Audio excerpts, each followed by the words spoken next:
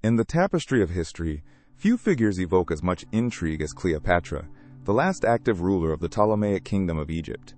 Often remembered for her stunning beauty, Cleopatra's allure has been romanticized over centuries, with countless paintings, literature, and cinematic portrayals depicting her as a mesmerizing seductress. However, to understand Cleopatra's true power and influence, one must look beyond her physical appearance. Cleopatra was born in 69 BCE to the Ptolemy dynasty, a line of Greek-Macedonian origin that ruled Egypt after the conquests of Alexander the Great. She was a multilingual scholar, a shrewd politician, and an astute diplomat. Her reign was not merely about captivating appearances. It was deeply entwined with the political dynamics of her time. As the Roman Empire began to extend its reach into Egypt, Cleopatra used her intelligence and charm to navigate this treacherous landscape. The external beauty attributed to Cleopatra is often based on the artistic conventions of her time and the accounts of Roman historians. Many descriptions of her are filtered through the biased lens of those who opposed her, particularly Roman writers like Plutarch and Appian. Their works were often filled with hyperbolic praise or scorn, reflecting their own political agendas rather than an objective truth. For instance, Plutarch emphasized her charm and allure, suggesting that it was not just her beauty that captivated men, but her wit and engaging conversation. This shift in focus from mere physicality to intellect and charisma is crucial in understanding Cleopatra's legacy. Cleopatra's relationships with powerful Roman figures such as Julius Caesar and Mark Antony were not just romantic entanglements, they were strategic alliances. By aligning herself with these prominent leaders, she sought to secure Egypt's position within the Roman world. Her allure was not merely her beauty, but also her ability to engage with these powerful men on a level that transcended superficial attraction. This political acumen overshadowed any aesthetic qualities she might possess. Furthermore, Cleopatra's own portrayals in coins and sculptures reveal more about her self-representation than about her physical attributes. The coinage from her reign showcases her with strong features and a regal presence, emphasizing her status as a ruler. This portrayal sought to reinforce her power rather than to highlight beauty in a traditional sense. The images were crafted to project strength, leadership, and the divine right to rule, blending the goddess with earthly power. Throughout her reign, Cleopatra sought to restore Egypt's former glory, which had diminished under the Ptolemies. Through her intelligence and political maneuvers, she managed to reclaim her country's significance on the world stage. She was notably the first Ptolemaic ruler to learn the Egyptian language, embracing the culture of her subjects at a time when other rulers were distancing themselves from it. This dedication to her people further illustrates her astuteness. She was not simply a beautiful woman, but a savvy sovereign who understood the importance of connection and loyalty. The notion of Cleopatra's beauty has also been compared to other historical figures known for their allure, such as Helen of Troy. Just like Helen, who was said to have launched 1,000 ships, Cleopatra's attractiveness launched a series of events that shifted political alliances and sparked wars. However, unlike the myth of Helen, which often portrays her as a passive victim of her beauty, Cleopatra wielded her charm like a weapon, using it to negotiate and manipulate the powerful men of her age. The fascination with Cleopatra has persisted into modern times, illustrating how narratives around historical figures are shaped and reshaped according to cultural perceptions. Many films and novels depict her as irresistibly enchanting, losing sight of the political strategist she truly was. However, recent scholarship has started to challenge these romanticized views by focusing on her role as a leader. Scholars are now exploring how her political tactics and intelligence played a vital role in maintaining her power, emphasizing that the real allure lay in her ability to navigate and defy the expectations of her time. While her beauty has certainly captivated imaginations, it is essential to recognize the intricate web of politics, culture, and power that formed the backdrop of her reign. By shifting the narrative away from mere physical allure, we learn that Cleopatra was a complex figure whose legacy is defined by her intellect and capacity for leadership. In conclusion, the myth of Cleopatra's beauty often overshadows the reality of her political prowess and strategic thinking. While historical accounts may have painted her as a stunning femme fatale, Cleopatra's true charm lay in her ability to command authority and influence in an overwhelmingly patriarchal society. Her story serves as a reminder that allure can take many forms, and that true power often resides not in physical appearance but in one's ability to navigate the intricacies of leadership and diplomacy. Understanding Cleopatra in this multifaceted light allows us to appreciate her legacy beyond the confines of beauty, recognizing her as a formidable ruler whose impact resonates through history. Before the arrival of European explorers, the Americas were home to a vast array of complex civilizations that built rich cultures, advanced technologies, and sophisticated societies. These indigenous advanced societies are often overlooked in historical narratives that focus on colonial encounters, yet they provide a fascinating glimpse into human achievement long before European influence transformed the continent. One of the most remarkable civilizations was the Maya, flourishing in what is now Mexico, Guatemala, Belize, and Honduras. The Maya developed a rigorous system of writing using hieroglyphs, allowing them to record their history, mathematics, and astronomical observations. They constructed magnificent cities with towering pyramids, impressive palaces, and intricate stone carvings. The Maya had a profound understanding of mathematics and astronomy, creating a calendar system that was more accurate than the one used in Europe at the time.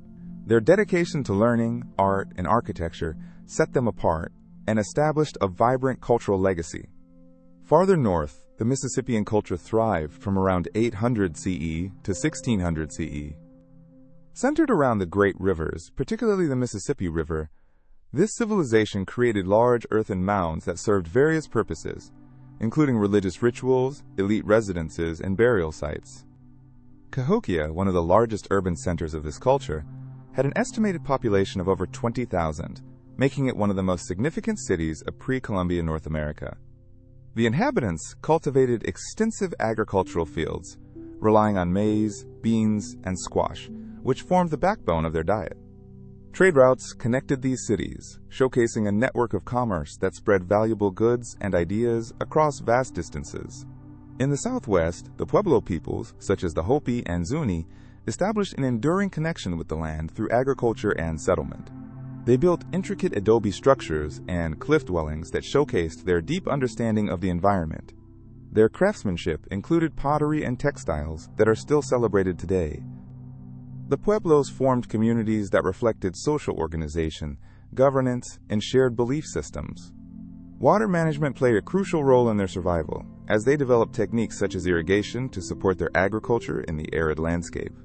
On the Pacific Northwest coast, the indigenous peoples, such as the Haida and Tlingit, created impressive societies rooted in rich natural resources. The coastal environment provided abundant fish and game, allowing these communities to thrive on fishing and hunting. Their social structures were often hierarchical, with chiefs and clans playing vital roles in governance and culture.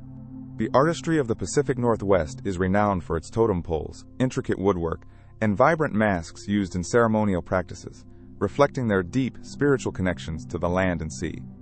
In Mesoamerica, the Aztec Empire emerged as a dominant force in the 14th century.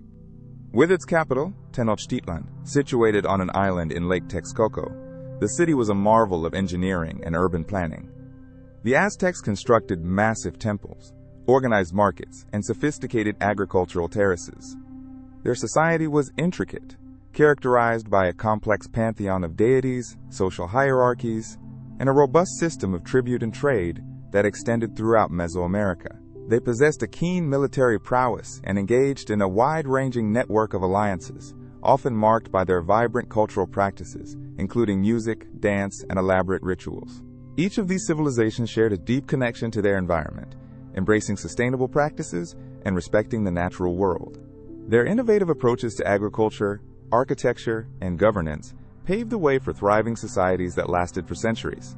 The indigenous advanced societies of pre-Columbian America demonstrate the incredible diversity of human experience and adaptation, offering valuable lessons that remind us of the resilience and creativity inherent to humankind. When we look beyond the colonial narratives that often dominate historical accounts, we uncover a rich tapestry of cultures that shaped the American landscape long before European exploration began. Understanding these advanced societies helps us appreciate the diversity of cultures and the profound histories that exist across the Americas. By recognizing their achievements, we honor the legacies of those who inhabited this land and celebrate the complexities of their civilizations. Exploring these societies invites us to reflect on our own interconnectedness and the continuous evolution of cultures across time.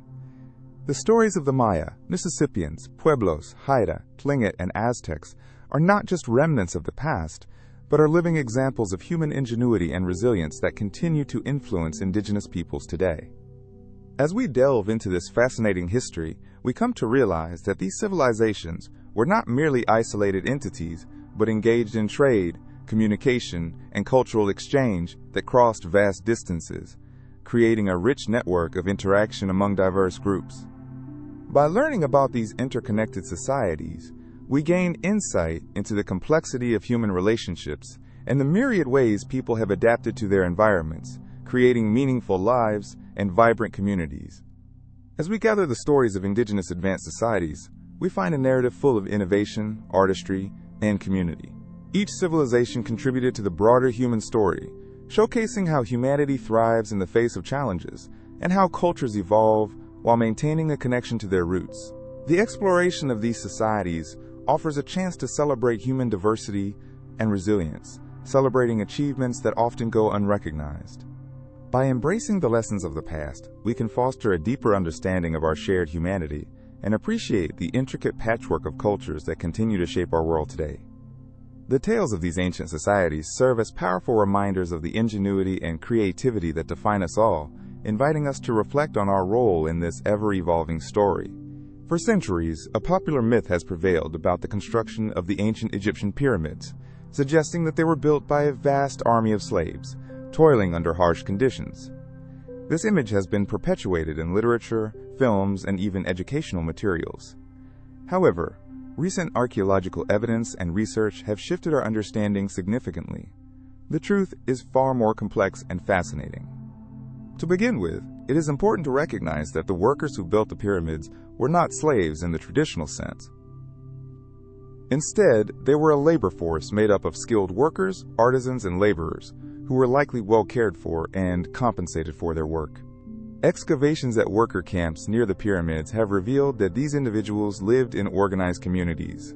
Their settlements had access to medical care, food, and other essential supplies. An exciting discovery at the site of the Great Pyramid of Giza has provided insight into the lives of those who constructed this monumental structure. Archaeologists found remnants of a sizable workers' village, which housed skilled laborers and their families. This settlement contained areas for cooking, sleeping, and communal gatherings. Evidence of sturdy housing and daily routines indicates that these workers led relatively stable lives during their time constructing the pyramids. Moreover, ancient Egyptian society valued skilled labor, and building the pyramids was viewed as a prestigious undertaking. The construction of these awe-inspiring structures was often seen as a way to honor the pharaohs and a means of connecting with the divine. Craftspeople, stonecutters, and laborers who participated in this monumental task were recognized for their expertise. They would have taken great pride in their work, understanding that they were creating structures that would last for millennia.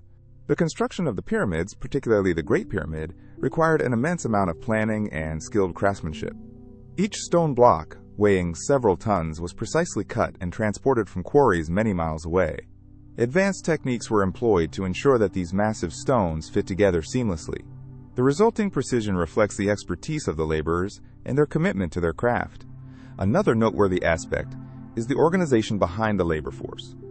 Egypt during the time of the pyramids was a highly structured society, with hierarchies and roles well defined. Workers were likely organized into crews, each with a specific task, whether it was hauling stone, constructing ramps, or chiseling blocks. This system allowed for remarkable efficiency, letting teams work together in a coordinated manner.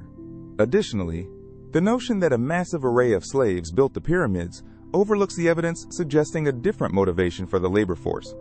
Many believe that workers participated in pyramid construction during the annual flooding of the Nile River when agricultural work was not possible. Instead of being forced into labor, communities may have viewed their contribution to these monumental projects as a key part of their civic duty and a way to demonstrate their loyalty to the pharaoh. Archaeological studies also suggest that the labor was seasonal, with workers engaging in pyramid construction during certain months of the year. This schedule allowed for a more flexible workforce, indicating that these laborers had other roles and responsibilities in their lives outside of pyramid building.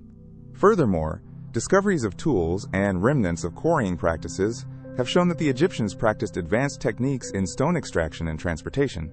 They developed ingenious methods to move these heavy stones, sometimes using sledges and lubricants to reduce friction, allowing the laborers to maneuver these massive blocks more effectively. This innovation not only speaks to their skills, but also to their problem-solving abilities. As modern researchers continue to explore ancient texts and artifacts, it becomes increasingly clear that the narrative of slave labor in pyramid construction is a simplification. The fabric of Egyptian society was intricate and sophisticated, filled with skilled laborers who contributed to a significant part of their cultural identity. The laborers who built the pyramids were not merely numbers or faceless slaves. They were part of a tradition that celebrated human ingenuity, collective effort, and deep cultural values. It is also vital to recognize the influence of this discourse on our understanding of historical narratives. The misconception of slave labor has often overshadowed the accomplishments of ancient Egyptian society. When narratives shift, they allow for a more profound appreciation of the complexities within ancient civilizations. By redirecting our focus to skilled labor and community effort, we reveal the importance of collaboration and craftsmanship that illuminated a golden age of architecture and engineering. The reality of pyramid construction is a testament to human skill, dedication, and the pursuit of greatness. By debunking the myth of slaves building the pyramids, we honor the artisans and laborers who contributed their lives and expertise to create some of the most breathtaking structures on Earth. As we reflect on these ancient marvels, we gain insight into the past and learn to appreciate the extraordinary capabilities of human beings working together toward a common goal. Understanding the true history of the pyramids elevates our knowledge and respect for those who came before us, showcasing the richness of human endeavor even thousands of years later. Christopher Columbus is often credited with discovering America in 1492, a narrative that has permeated textbooks and popular culture for centuries. However, this perspective overlooks a rich tapestry of exploration and human presence that predates Columbus by thousands of years. To fully understand this history, we must explore not just Columbus's voyages, but also the earlier explorations by the Vikings and the diverse indigenous populations that inhabited the Americas long before any European arrived. Beginning with the Vikings, led by figures such as Leif Erikson, Icelandic sagas tell us they reached the shores of North America around the year 1000 AD. Leif Erikson and his crew landed in a place they called Vinland, believed to be located in present-day Newfoundland, Canada. The Vikings established a settlement known as Lands o' Meadows, which remains the only confirmed Norse site in North America. Excavations in this area reveal remnants of structures, iron tools, and other artifacts that point to a brief yet significant encounter with the New World. The Viking presence in North America was short-lived, primarily due to several factors, including harsh weather, conflicts with indigenous groups, and challenges in sustaining a viable settlement. Nonetheless, their voyages across the Atlantic demonstrate that the discovery of America was not the singular event often portrayed. It was a complex story involving earlier explorers, various motivations, and a myriad of interactions. Now, let's turn our focus to the indigenous populations that inhabited the Americas long before the Norse or Columbus set sail. Archaeological evidence suggests that people arrived in North America over 15,000 years ago, probably crossing a land bridge known as Beringia that connected Asia to North America during the last ice age. These early inhabitants spread across the continent, forming complex societies with diverse languages, cultures, and traditions. By the time Columbus made his historic voyage, millions of indigenous people occupied the Americas, each with rich histories and vibrant cultures. The Aztec civilization was flourishing in present-day Mexico, famed for its monumental architecture, advanced agricultural practices, and intricate societal structures. In the Andean region, the Inca Empire was rising, known for their remarkable engineering feats, including roads and terraced agriculture that allowed them to thrive in the challenging mountainous terrain. In North America, various tribes such as the Iroquois, Sioux, and Pueblo peoples had established their own thriving communities. They engaged in sophisticated trade networks, exercised governance through councils and clans, and created art, music, and spiritual practices that reflected their deep connection to the land. The diversity among these indigenous groups is astounding. For example, the Plains tribes were known for their buffalo hunts and nomadic lifestyle, while the coastal tribes, such as the Tlingit and Haida, carved totem poles that told stories of their ancestry and beliefs. When Columbus arrived, he encountered the Taino people in the Caribbean, whose lives were dramatically changed by his arrival and the ensuing European colonization. The histories of the Taino and other tribes are marked not only by their initial interactions with Columbus, but also by the subsequent devastation that followed, leading to significant population declines due to diseases brought by Europeans, warfare, and enslavement. Understanding this multi-layered history requires a re-examination of the narrative surrounding discovery. It compels us to acknowledge the vibrant civilizations that existed long before Columbus and the Vikings.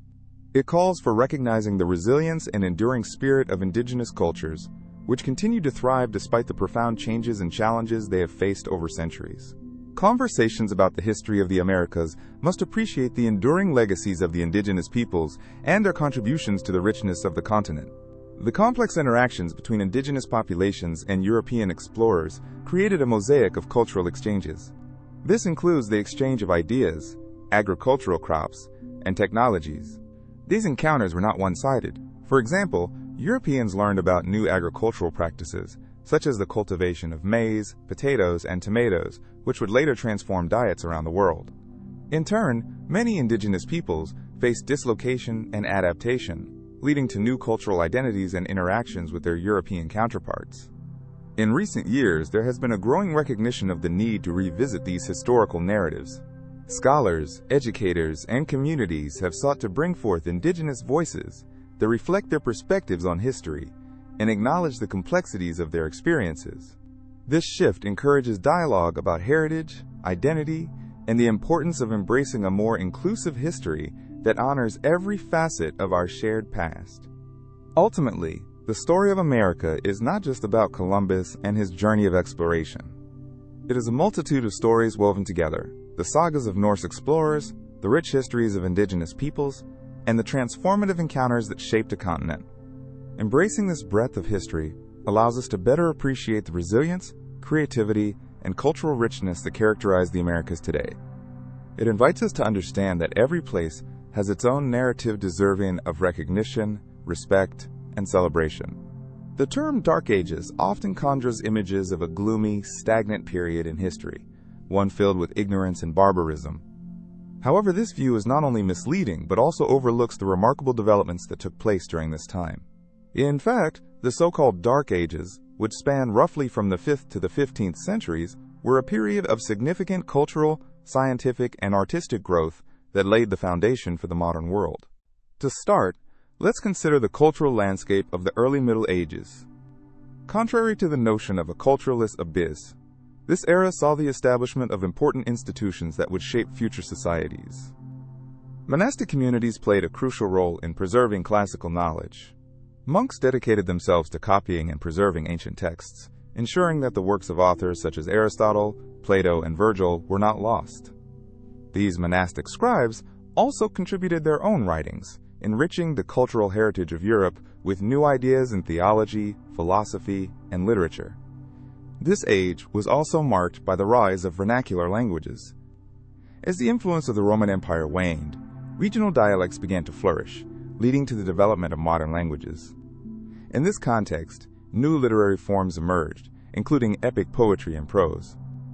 The celebrated works of figures such as Beowulf and Dante Alighieri were written during this timeline, reflecting the complexities and values of their time. This linguistic evolution fundamentally changed how people expressed their thoughts and experiences, paving the way for the rich literary traditions we enjoy today. In addition to literature, the Dark Ages witnessed significant advancements in science and technology. The era saw the introduction of various agricultural innovations that improved food production. The heavy plow, which allowed for deeper tilling of the soil, was developed during this period. It enabled farmers to cultivate land that was previously considered too difficult to farm, contributing to increased yields and the gradual rise of population. Crop rotation and new farming techniques emerged, transforming agriculture into a more efficient practice that supported growing communities. The realm of medicine also experienced noteworthy developments. While many might think of ancient Greece and Rome as the pinnacle of medical knowledge, the Middle Ages fostered significant strides in healthcare. Scholars began to compile medical texts that combined the insights of ancient physicians with their own observations. Notable figures like Avicenna, whose works in the 10th century synthesized medical knowledge, greatly influenced both Islamic and European medicine. The ideas exchanged through translations and interactions among different cultures during this time contributed to the eventual evolution of medical practices. The arts played a crucial role in this period as well. The Dark Ages were not purely about survival. They were a time of creativity and innovation in visual arts.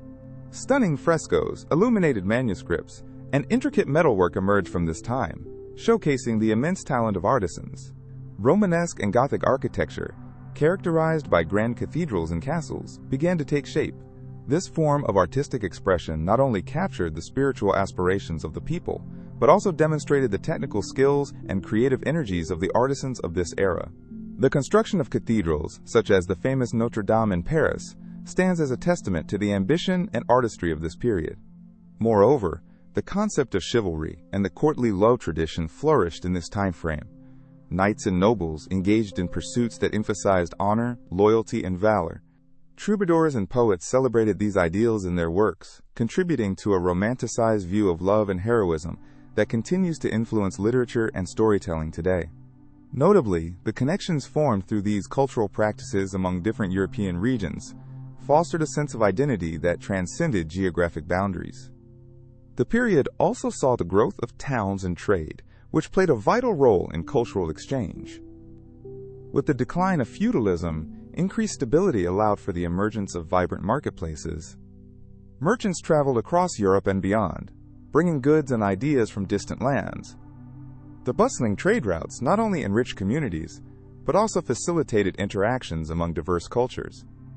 Innovations in navigation, such as the magnetic compass, further expanded the horizons of exploration and trade. There were challenges too during the Dark Ages, such as invasions and natural disasters, but these experiences spurred resilience and adaptation. This adaptability laid the groundwork for the eventual resurgence of learning and human achievement in the later Middle Ages and the Renaissance. The groundwork laid during this seemingly obscure period ultimately contributed to the flourishing of arts, sciences, and humanities in subsequently vibrant centuries. So the next time you hear the term Dark Ages, remember that this label doesn't represent an age devoid of progress or enlightenment. Instead, it underscores a time of remarkable transformation, cultural depth, and foundational growth.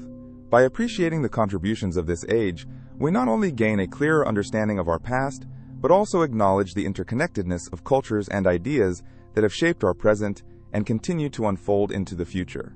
The Dark Ages were, indeed, a canvas for the human spirit's indomitable quest for knowledge and expression, revealing that even in the darkest times, the light of creativity and innovation can shine through.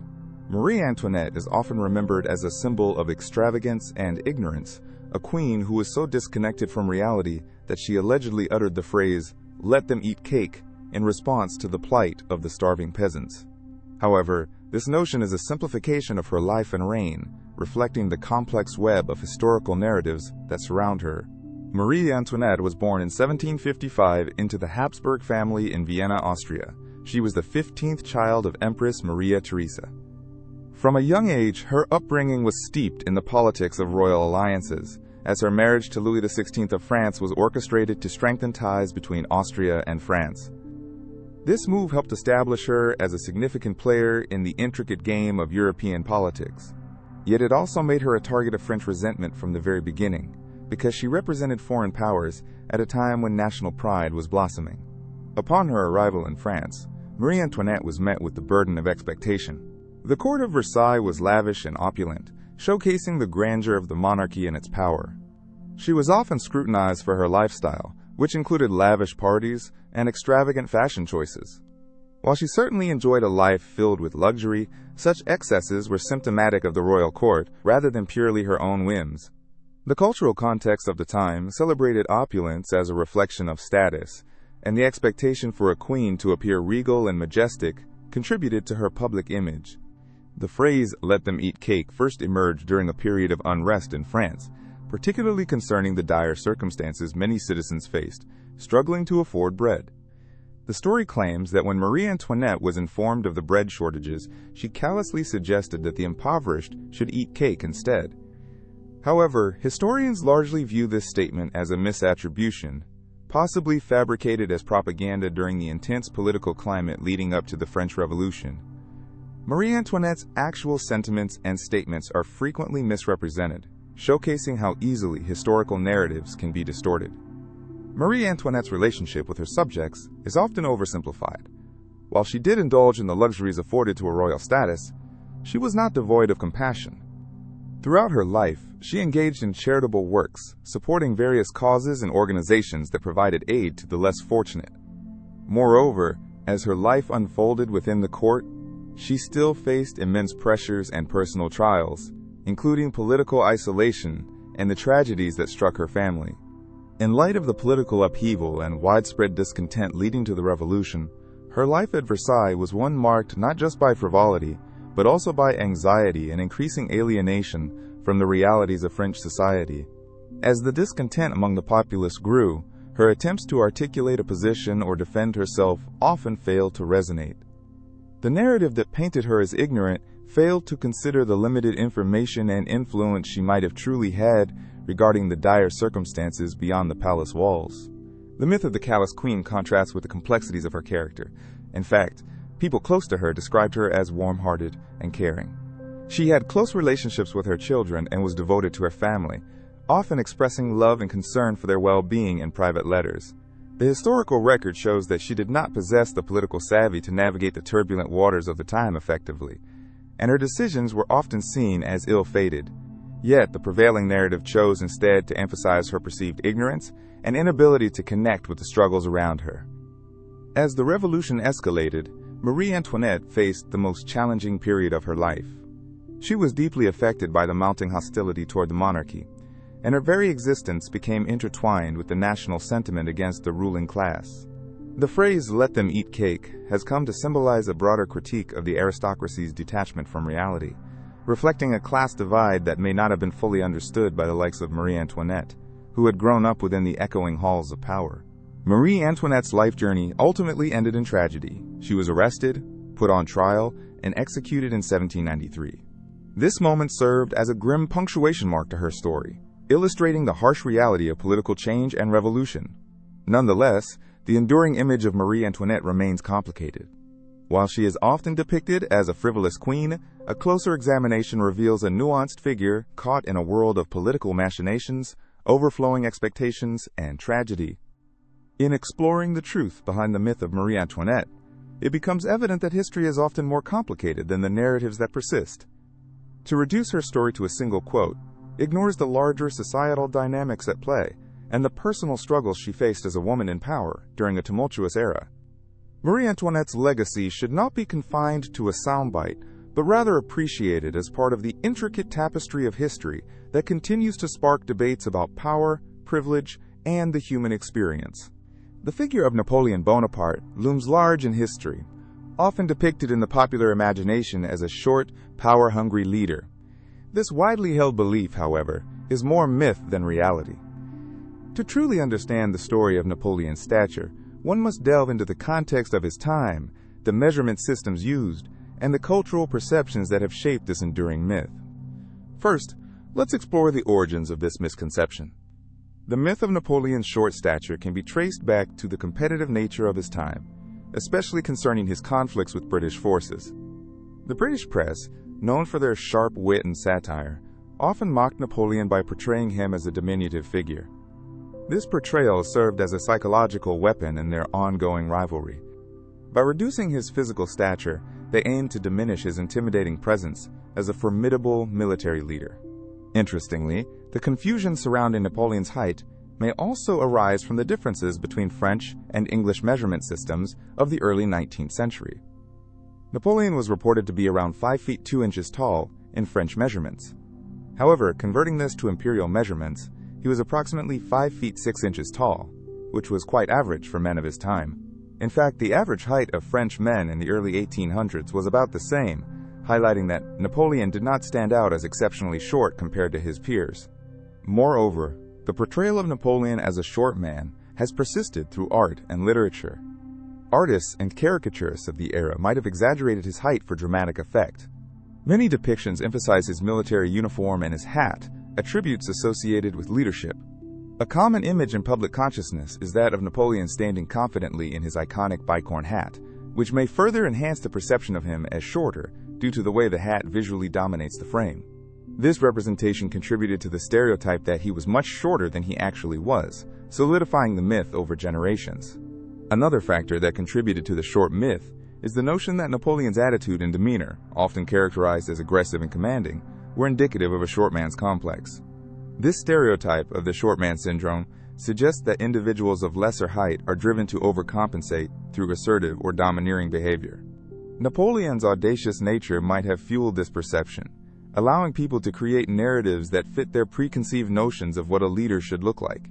While the mythologizing of Napoleon's height has persisted, it is essential to re-examine such assumptions through a lens of historical accuracy.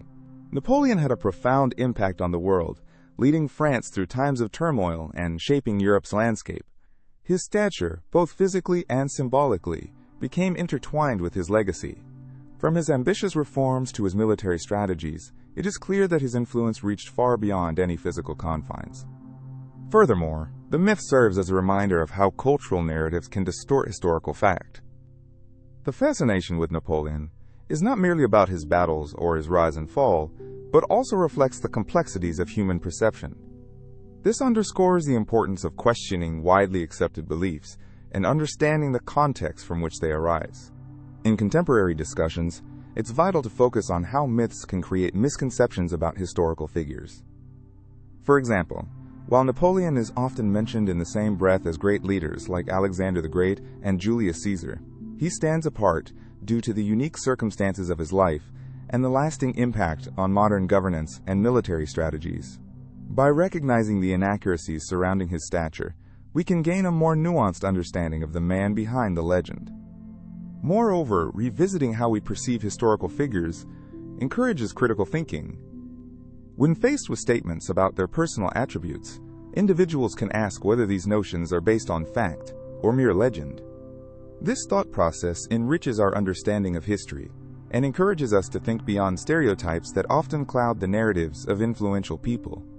Thus, the narrative of Napoleon's tall stature serves as an intriguing case study into the intersections of history, myth, and cultural understanding. It highlights the need for scrutiny and discernment when approaching historical claims, promoting a more accurate grasp of the past. Through this lens, we see that myths, while captivating, can often lead us away from the truth. In conclusion, Napoleon Bonaparte's height story exemplifies how a figure can be shrouded in myth, overshadowing their accomplishments and contributions. The truth is that Napoleon was of average height for his time, and possessed a commanding presence that resonated far beyond his physical appearance. As we reflect on his legacy, let us celebrate the complexities of his character and the richness of historical narratives, while keeping our critical thinking well-honed and our perceptions clear. The Salem witch trials took place in 1692 in colonial Massachusetts, and they remain one of the most captivating examples of mass hysteria and the impact of fear on society.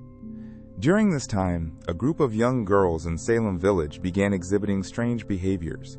They convulsed, screamed, and claimed to be tormented by spirits.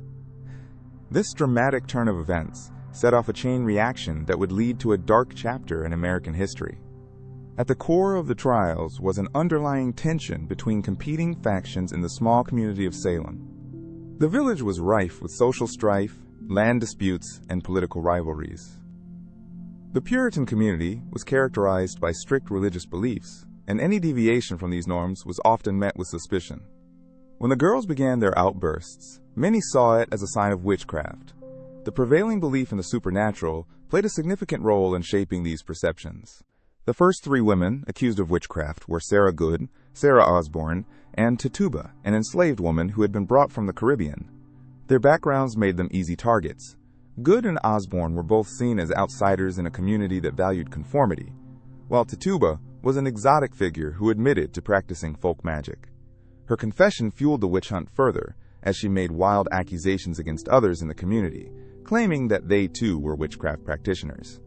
This confession can be seen as an attempt to save herself from certain death by implicating others. As the trials progressed, the notion of spectral evidence emerged. This controversial idea allowed testimony based on dreams and visions to be considered valid in court. If an accuser claimed to see the spirit of the accused tormenting them, it was believed to be sufficient evidence for conviction.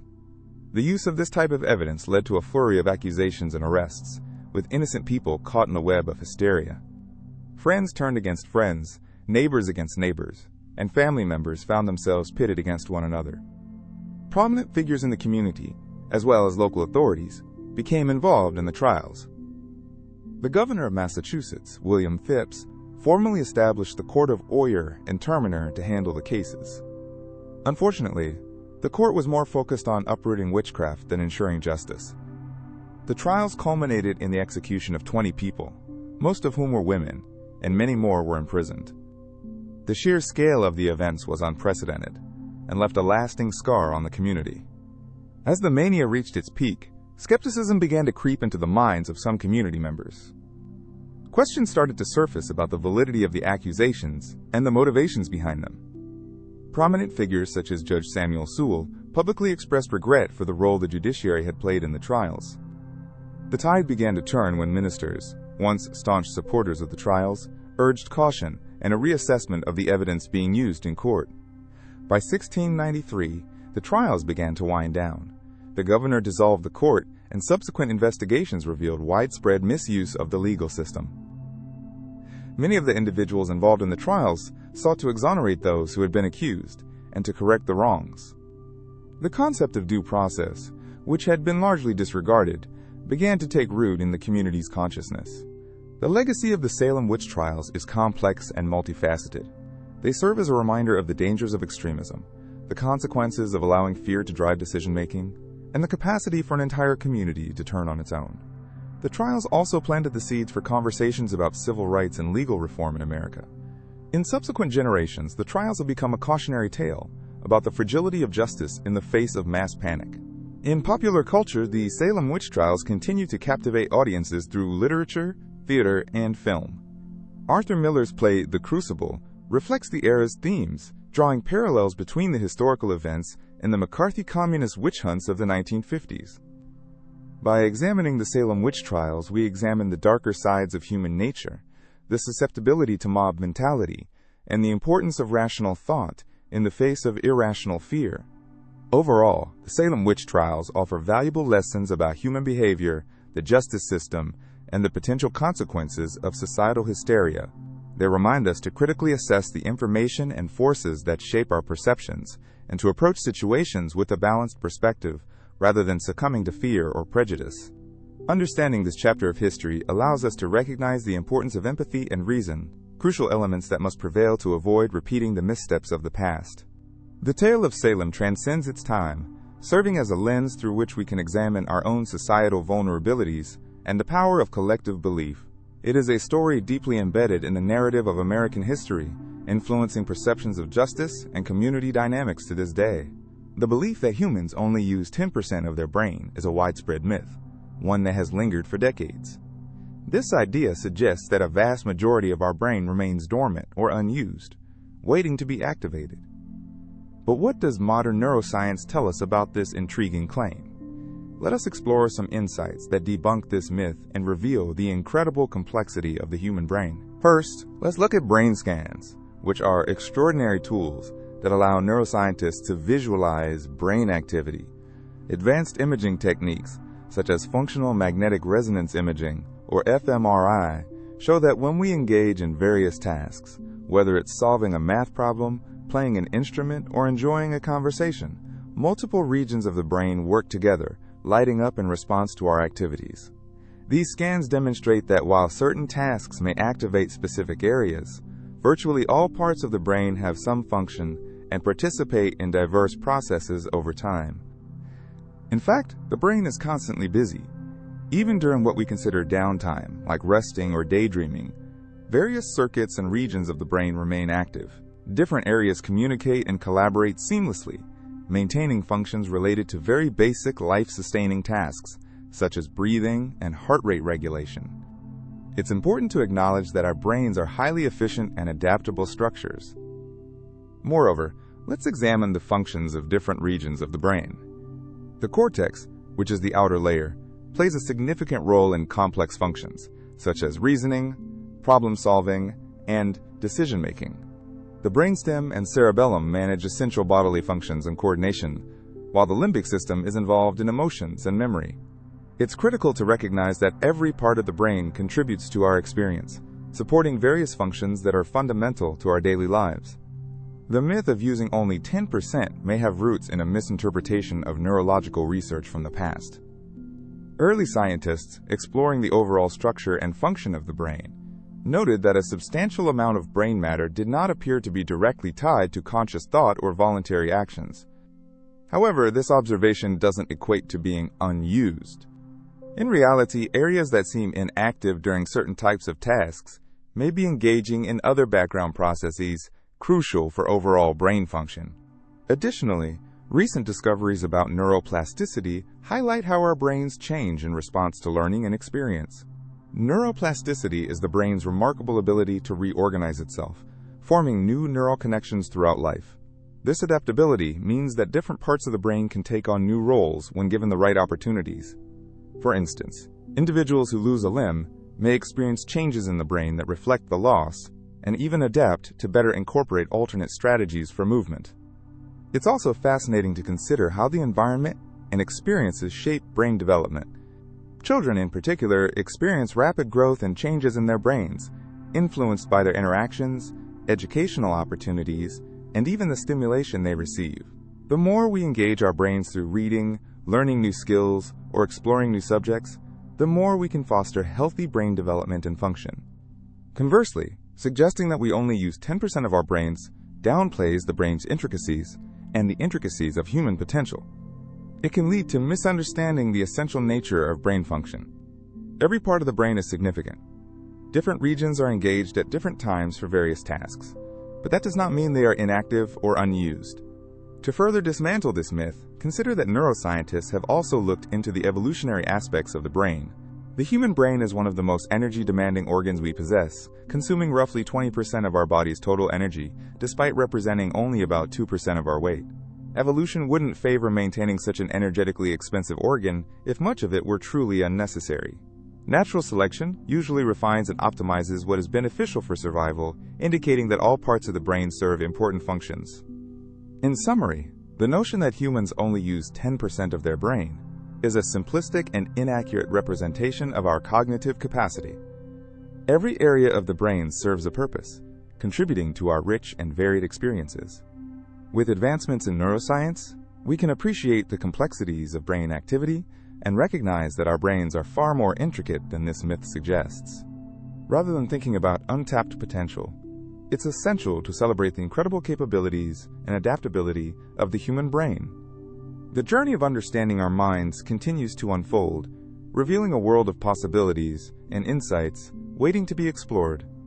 The idea that Albert Einstein struggled with mathematics during his early education is a myth that has persisted for generations. Many people have been led to believe that he was a poor student, particularly in math, and that these early struggles somehow foreshadowed his eventual greatness. Yet a closer examination reveals a very different story. To understand the truth, we first need to look at the context of Einstein's early educational experiences. Born in 1879 in Ulm, Germany, Einstein was raised in a middle-class Jewish family. His parents encouraged learning and intellectual curiosity, qualities that would shape his future.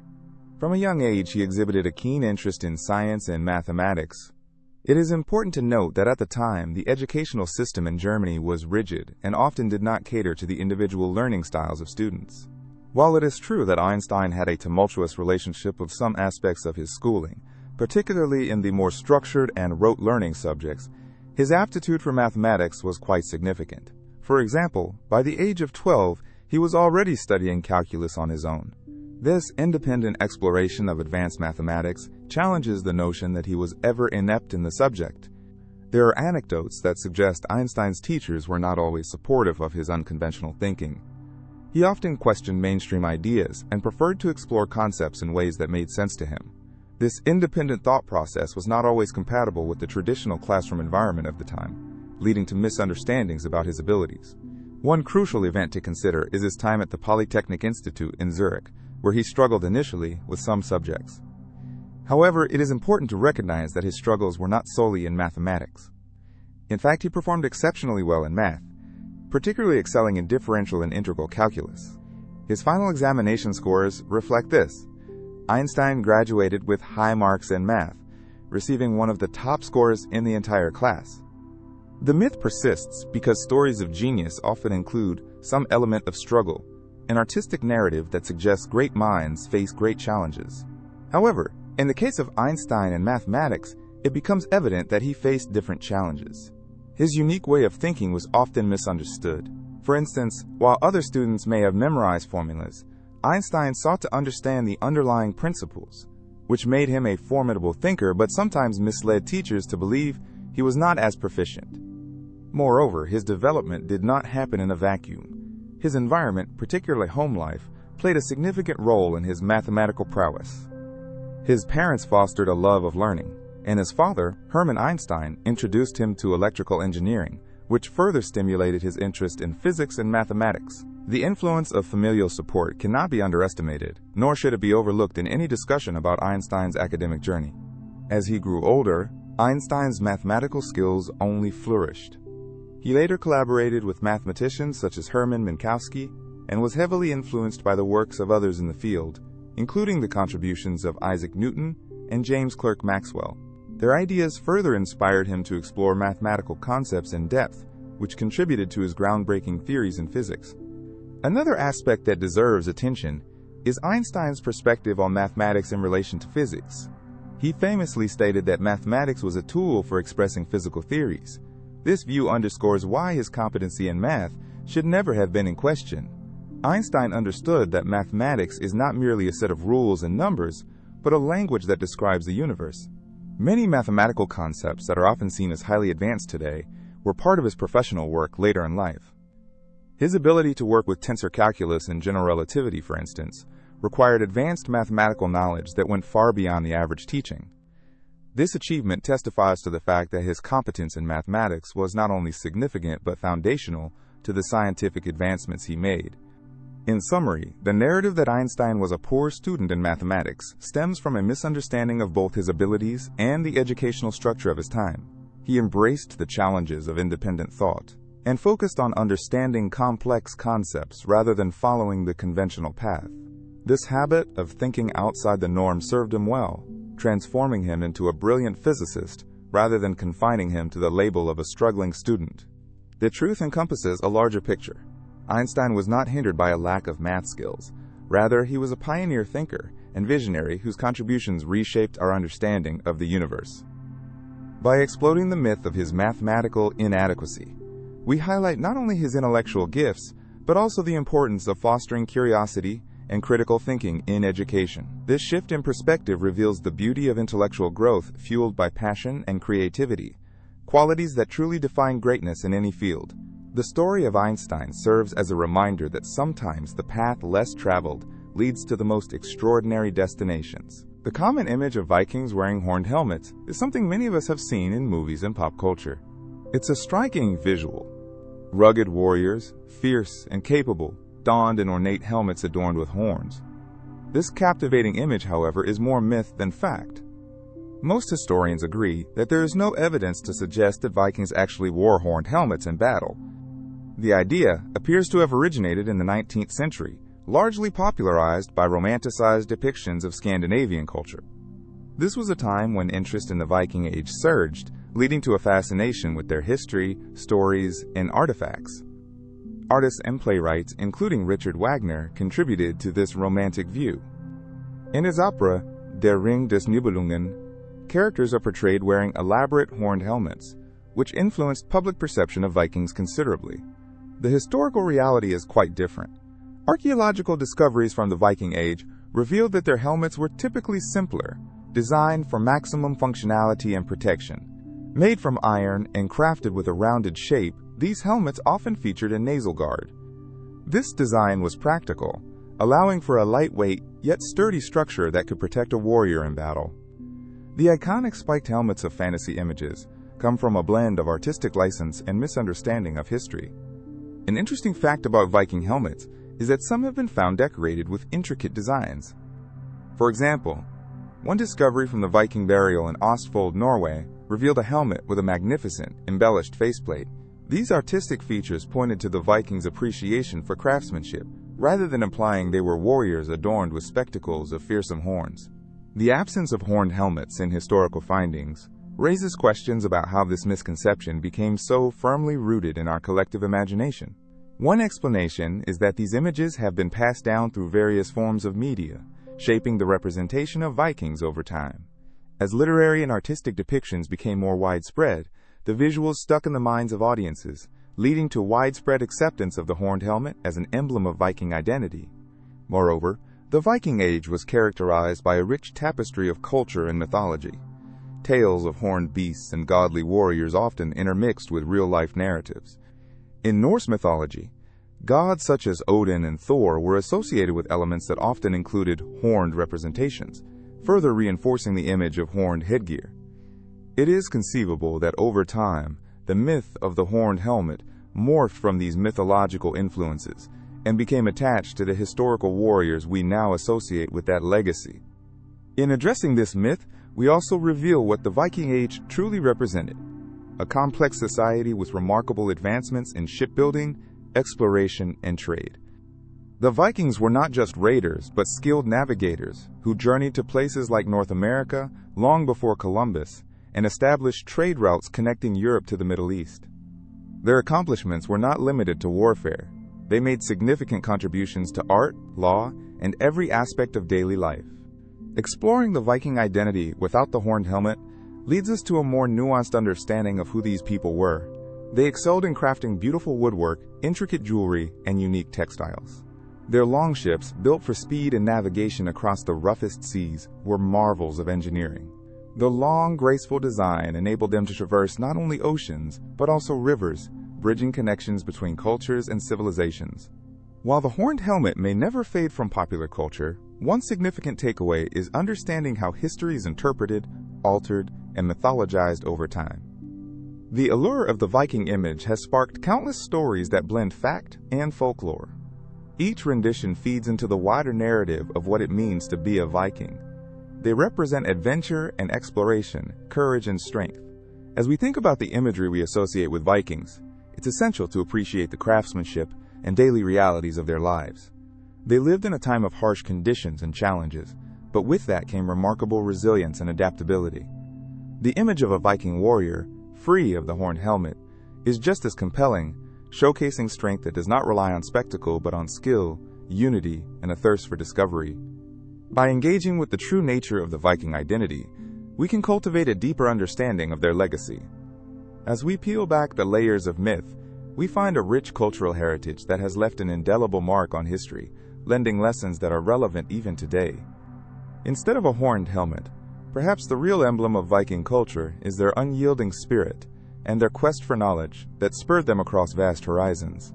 In conclusion, while the image of Vikings sporting horned helmets makes for captivating visuals, it is crucial to remember that this is a cultural myth that has evolved through the years. By embracing the truth of their history, we unearth the extraordinary stories of the Vikings, not just as warriors but as innovators, explorers, and a society that profoundly influenced the world we know today. The absence of the horned helmet does not diminish their legacy, but rather enhances our appreciation of their true strength and ingenuity. The Battle of Waterloo, fought on June 18, 1815, is one of the most studied conflicts in history, yet it remains shrouded in misconceptions.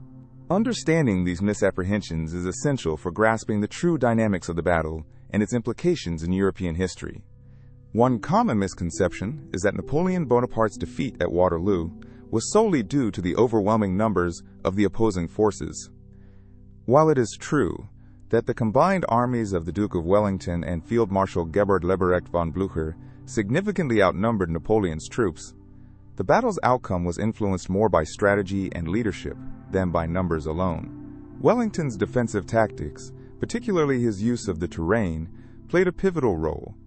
He chose the battlefield wisely, positioning his troops on the ridge of Mont Saint-Jean, which provided a strong defensive advantage. The morning mist that shrouded the battlefield initially also favored Wellington, obscuring his troop movements and allowing him to prepare for the advances of the French forces. Some believe that the Prussian forces arrived at the battlefield at the last minute, shifting the tide in favor of the Allies. While it is true that the Prussians arrived later in the battle, their movements had been coordinated well in advance. Blücher's troops began to engage with the French at around 4 p.m., significantly earlier than some accounts suggest, and they played a crucial role in diverting Napoleon's attention and resources away from Wellington's forces. The cooperation between the British-led coalition and the Prussians was not just a matter of chance. It was a well-planned strategy that proved vital to their eventual success. Another misconception involves the portrayal of Napoleon as a general who was always victorious up until his final defeat at Waterloo. While he had a remarkable military career, it is crucial to recognize that Napoleon experienced setbacks in earlier campaigns, particularly in the Peninsular War and during the Russian campaign. His return from exile in Elba and the 100 days leading to Waterloo was a dramatic comeback, but it was met with formidable opposition. His earlier experiences had not only drained his resources, but also impacted troop morale and availability. Furthermore, many narratives depict Wellington as merely a passive defender who relied on the arrival of the Prussian forces to secure victory. In reality, Wellington was an astute military leader who understood the importance of discipline, troop placement, and the psychological aspects of warfare. He implemented a strategy that maximized his army's strengths while exploiting the weaknesses of the French forces. His ability to hold firm under pressure, especially during the fierce fighting earlier in the day, ensured that his troops maintained their positions until the arrival of the Prussians. The weather on the day of the battle is often cited as a critical factor that influenced the battle's outcome. Indeed, the rain on the night before made the battlefield muddy, causing delays in the French army's artillery. However, it is a misconception to solely attribute the French defeat to the weather conditions.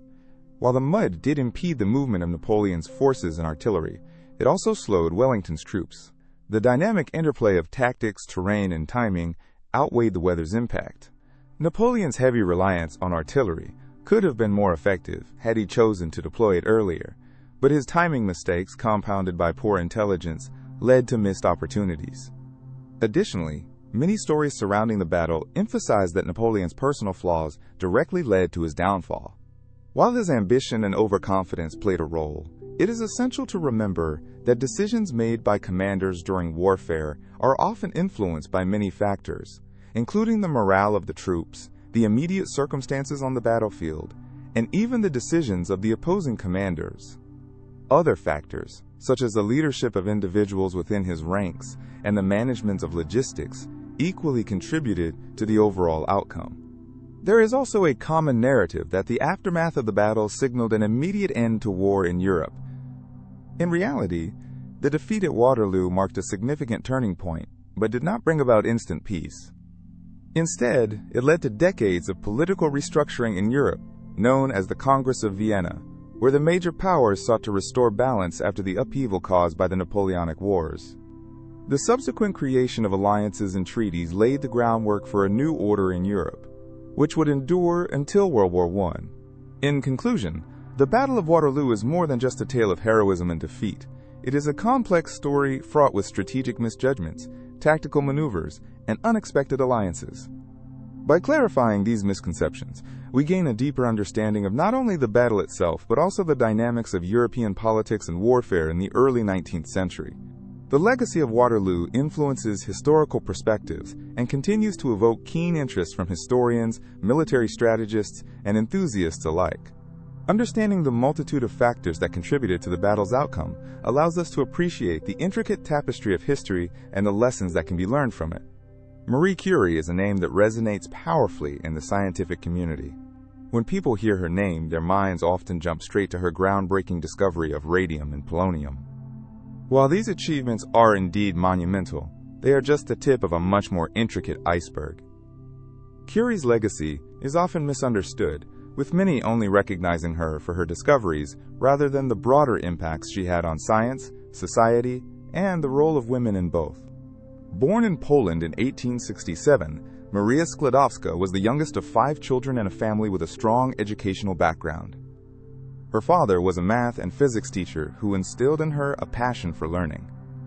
A bright and determined student, Curie moved to Paris to study at the University of Paris, where she faced considerable challenges, including financial difficulties and gender discrimination.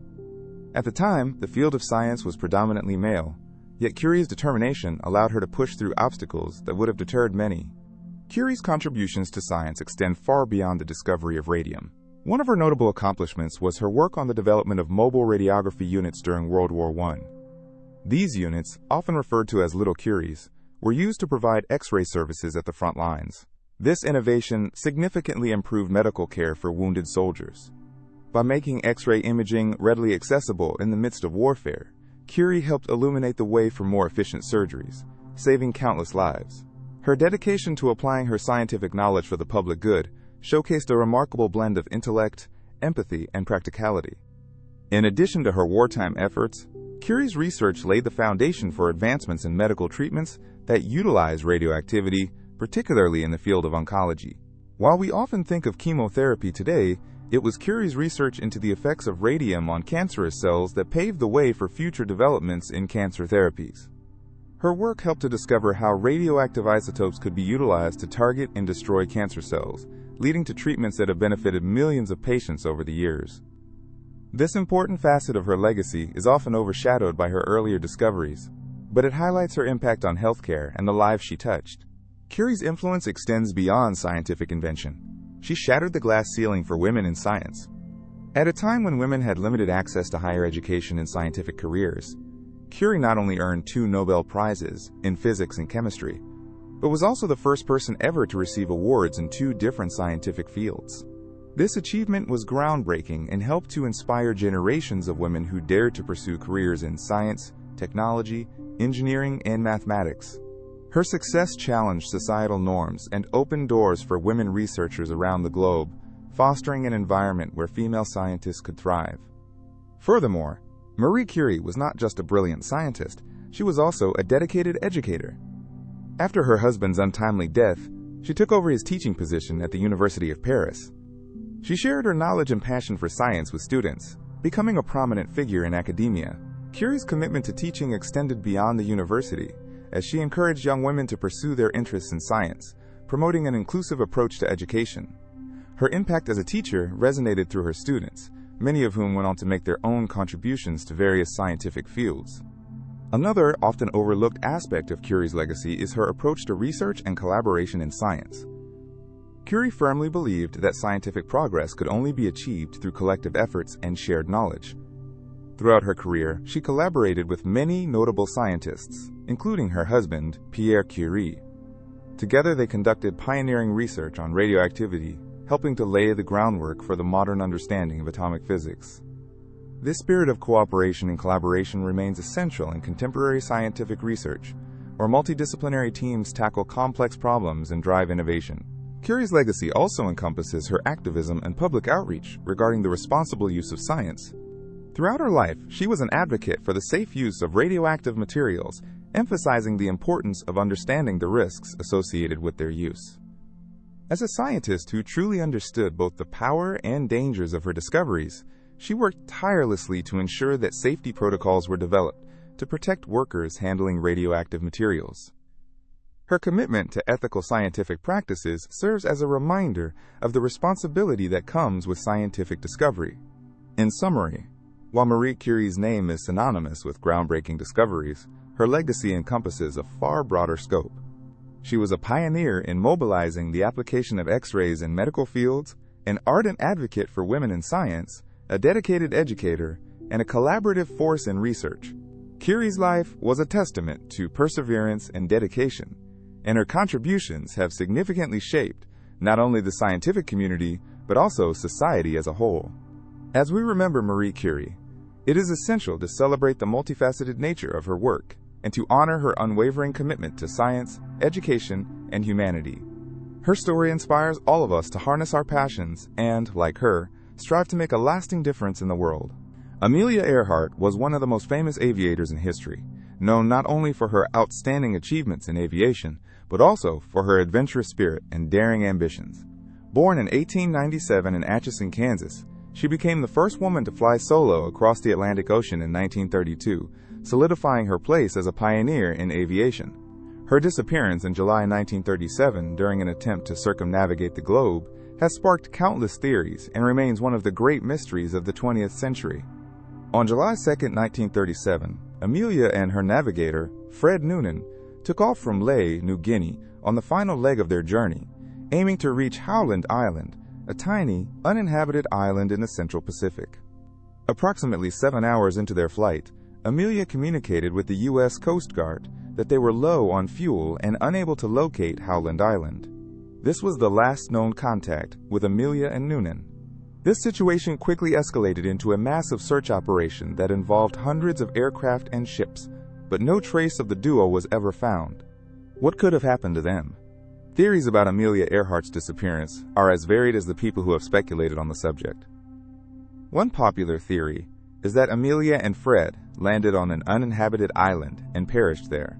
This theory gained traction when researchers found signs of human presence on Nikomaroro, an island within the Phoenix Islands group, situated about 800 miles from Howland.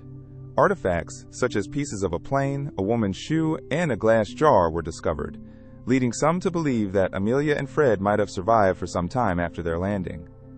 Another prevailing theory suggests that Amelia and Fred may have been captured by the Japanese. During the late 1930s, tensions between the United States and Japan were escalating, raising suspicions of dark possibilities. Some propose that Amelia may have unintentionally flown into Japanese territory. This theory largely stems from reports of sightings of a woman matching Earhart's description on Saipan, an island in the Mariana Islands, which was a Japanese stronghold during that period. However, no concrete evidence has been produced to substantiate these claims, and while the story fascinates many, it remains speculative. The technical challenges of aviation during the 1930s are also frequently discussed. Amelia was flying a Lockheed Electra 10E, an aircraft known for its long-range capabilities, but also its vulnerabilities. Mechanical failure, pilot error, or severe weather conditions could have posed catastrophic risks during the journey. Some aviation experts believe that the plane could have experienced catastrophic mechanical dysfunction, causing it to crash into the ocean. This scenario holds eerie weight, especially considering that the vast Pacific Ocean has claimed many aircraft. Yet another intriguing angle explores whether Amelia was attempting to set a record in a daring and treacherous flight path. Some theorists speculate she may have aimed to fly beyond Howland Island, potentially over the Pacific's vast unknown landscape, in hopes of finding an alternate route.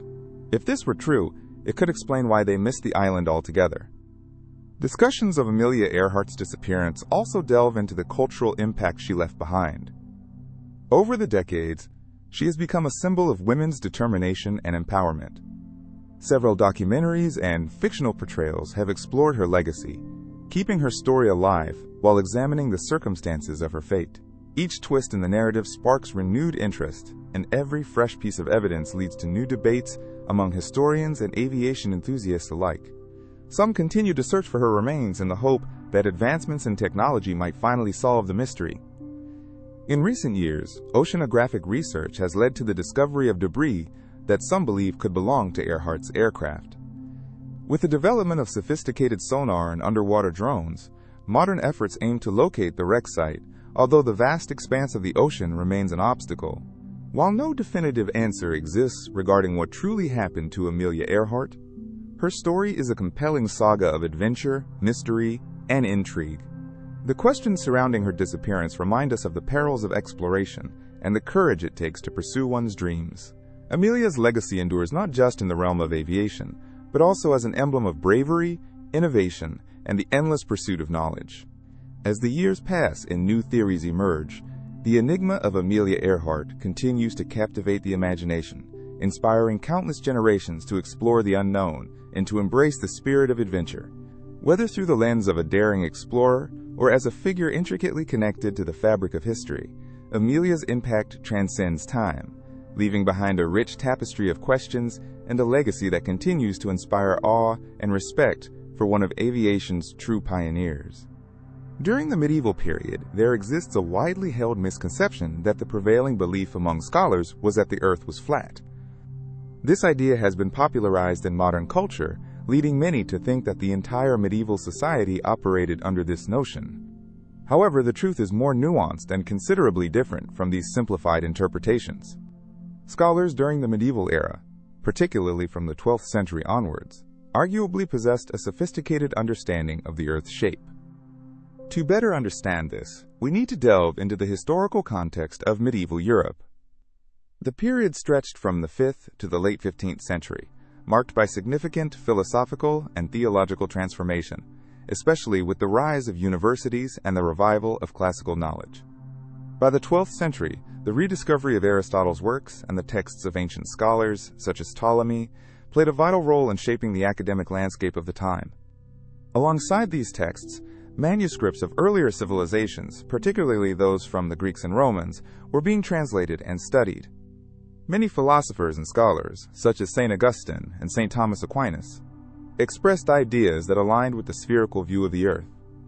Augustine, for instance, referenced the earth's roundness in his writings, though often emphasizing theological rather than scientific implications.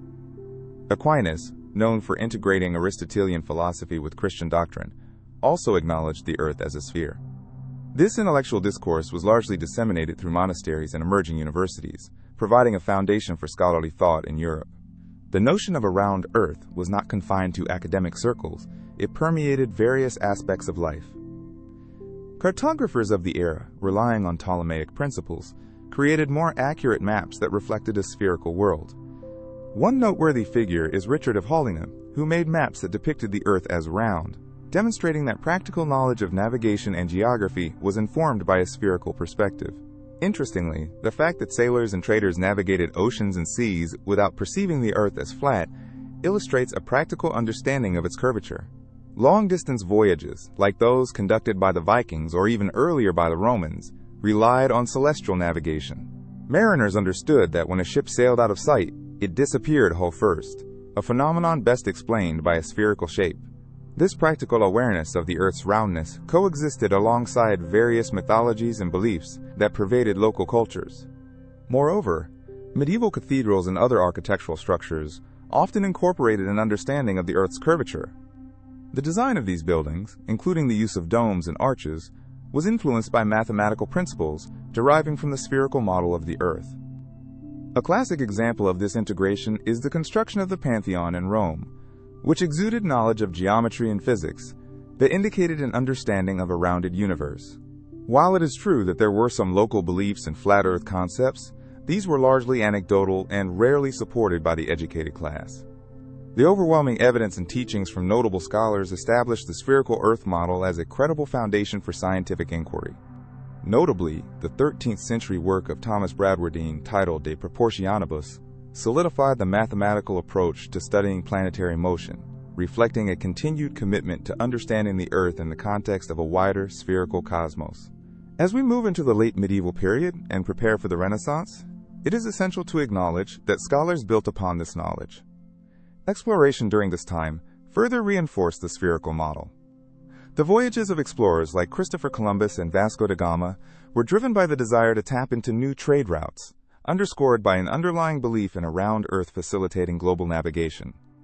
In conclusion, while the medieval period included a diverse spectrum of beliefs and ideas, the assumption that the educated class predominantly viewed the Earth as flat is not entirely accurate.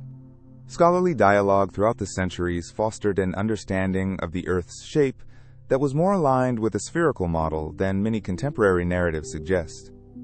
This blend of classical thought, practical navigation, and burgeoning academic inquiry laid the groundwork for the scientific advancements that would follow, culminating in a much clearer understanding of our planet in subsequent centuries. The medieval belief in a round Earth stands as a testament to the enduring nature of human curiosity and the relentless pursuit of knowledge.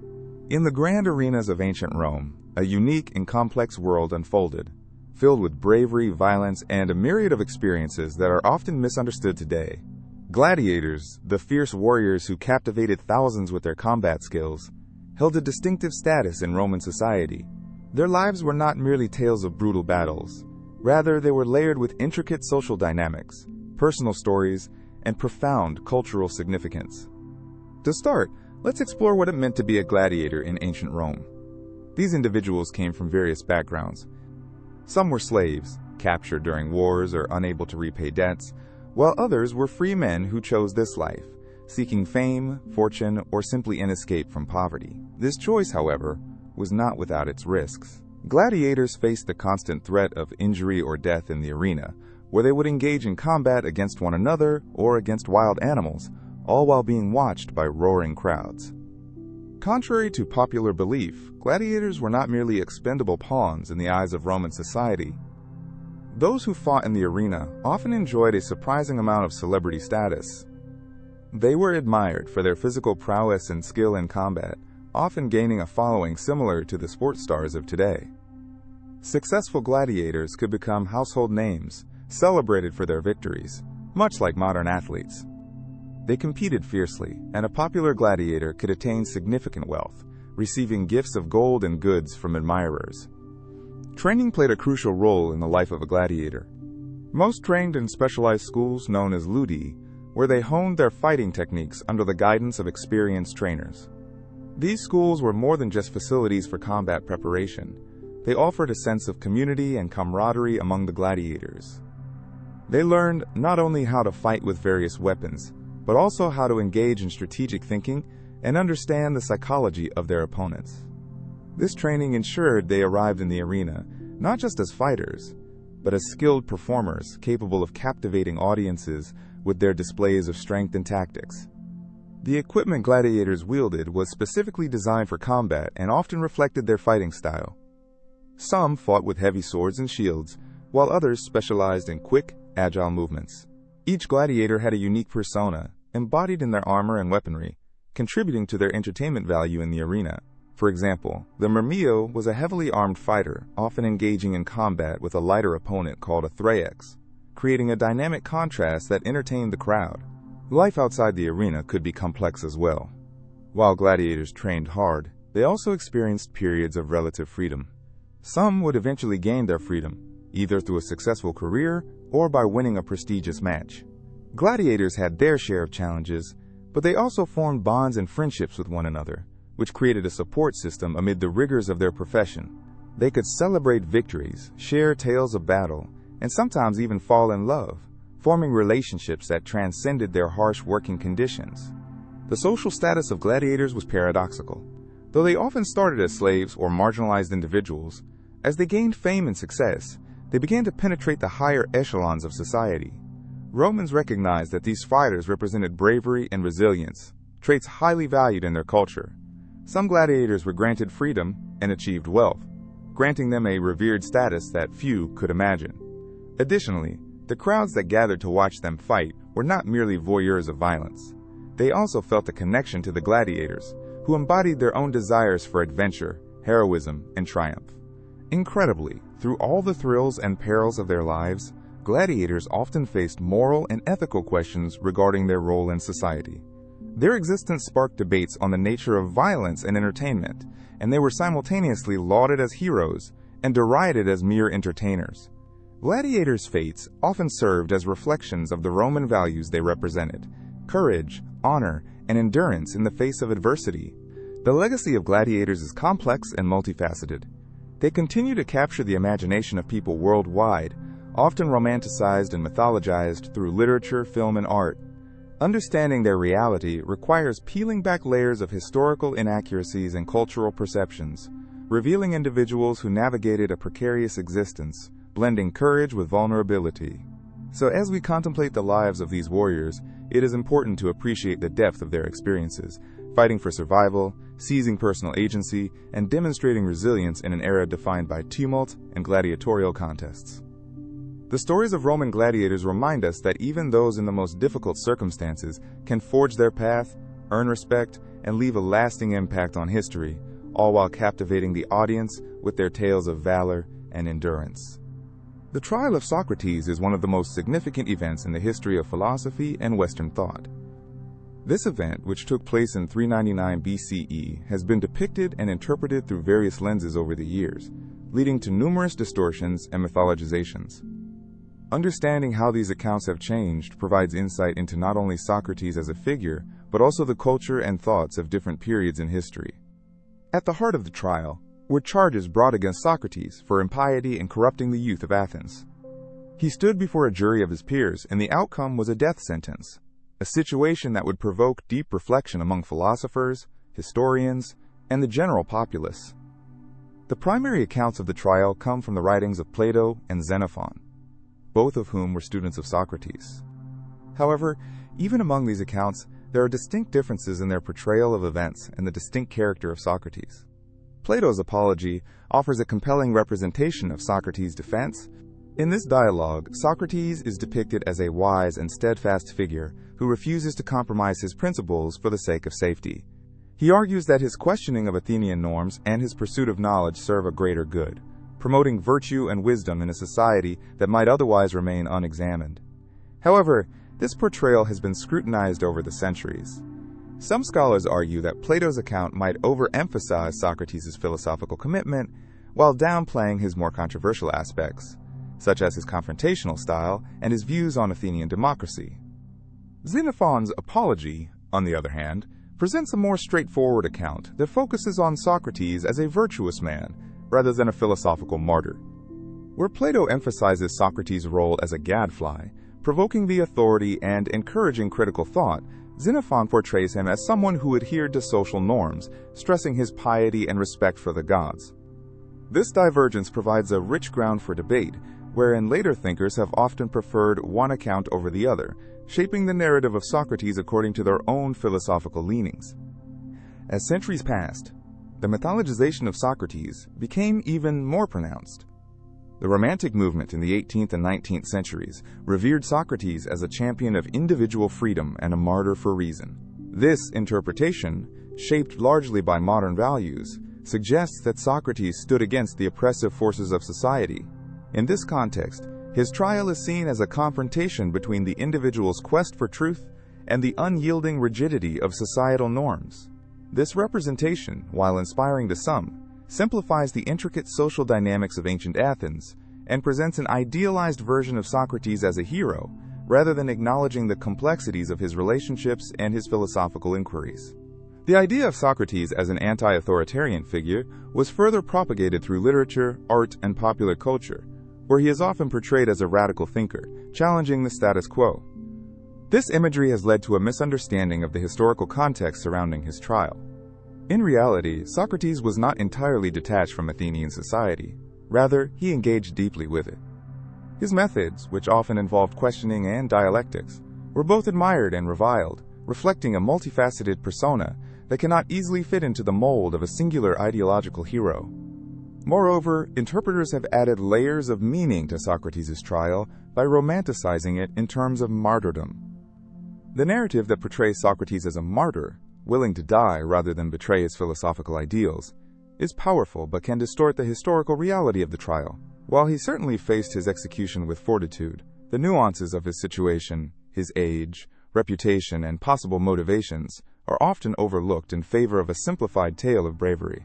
In contemporary discourse, the story of Socrates continues to be re-evaluated and reinterpreted, reflecting ongoing philosophical debates about ethics, the role of the individual in society, and the nature of truth. His trial serves as a touchstone for discussions about civil disobedience and the relationship between the individual and the state. As modern thinkers grapple with the implications of his life and death, they often project current values onto his story, reshaping his legacy to fit contemporary narratives. These distortions and mythologizations of Socrates' trial raise essential questions about historical interpretation and the nature of truth itself. Each account, whether it be from Plato, Xenophon, or later interpretations, reflects not merely the events of the trial, but the perspectives and ideologies of the time in which they were crafted. Socrates may be remembered as a symbol of wisdom and ethics, yet the transformations of his narrative remind us that history is seldom a straightforward account of facts. Instead, it is a tapestry woven from a multitude of threads, each colored by the context and values of its weaver. As we examine the legacy of Socrates and his trial, we must consider the various narratives that have emerged over time. Each retelling bears the imprint of the era and the storyteller's perspective, leading to a rich but complex understanding of one of history's most pivotal figures. By unraveling these distortions, we can gain a deeper appreciation for the philosophical inquiries that continue to resonate in our lives today, reflecting the enduring impact of Socrates on our understanding of truth, knowledge, and the human condition. Through this examination, we can acknowledge the vibrancy of Socrates' legacy while recognizing the multifaceted nature of his story, a story that remains as compelling and relevant now as it was over 2 millennia ago. The story of the Trojan horse is one of the most enduring myths from ancient Greek literature.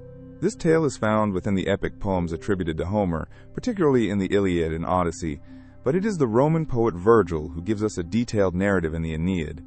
According to these sources, The Trojan horse was a cunning plan devised by the Greeks during the Trojan War, a conflict that lasted a staggering 10 years and involved many heroic figures and dramatic events.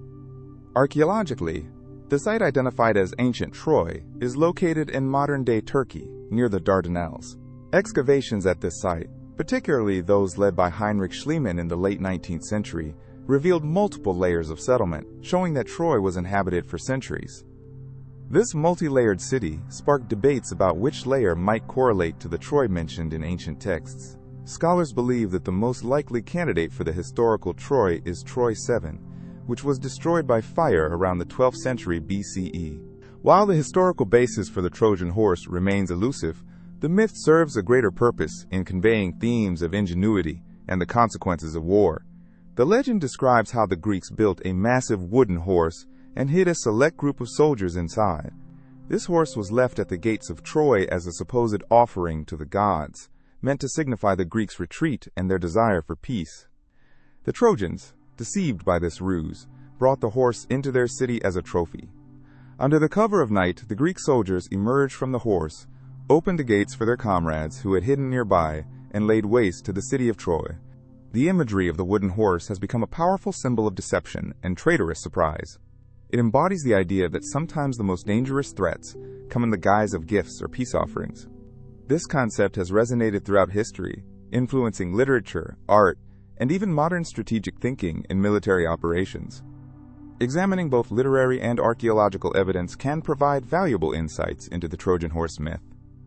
For instance, the lack of concrete archaeological evidence for the horse itself sparks discussions about its symbolic significance, as opposed to its literal existence.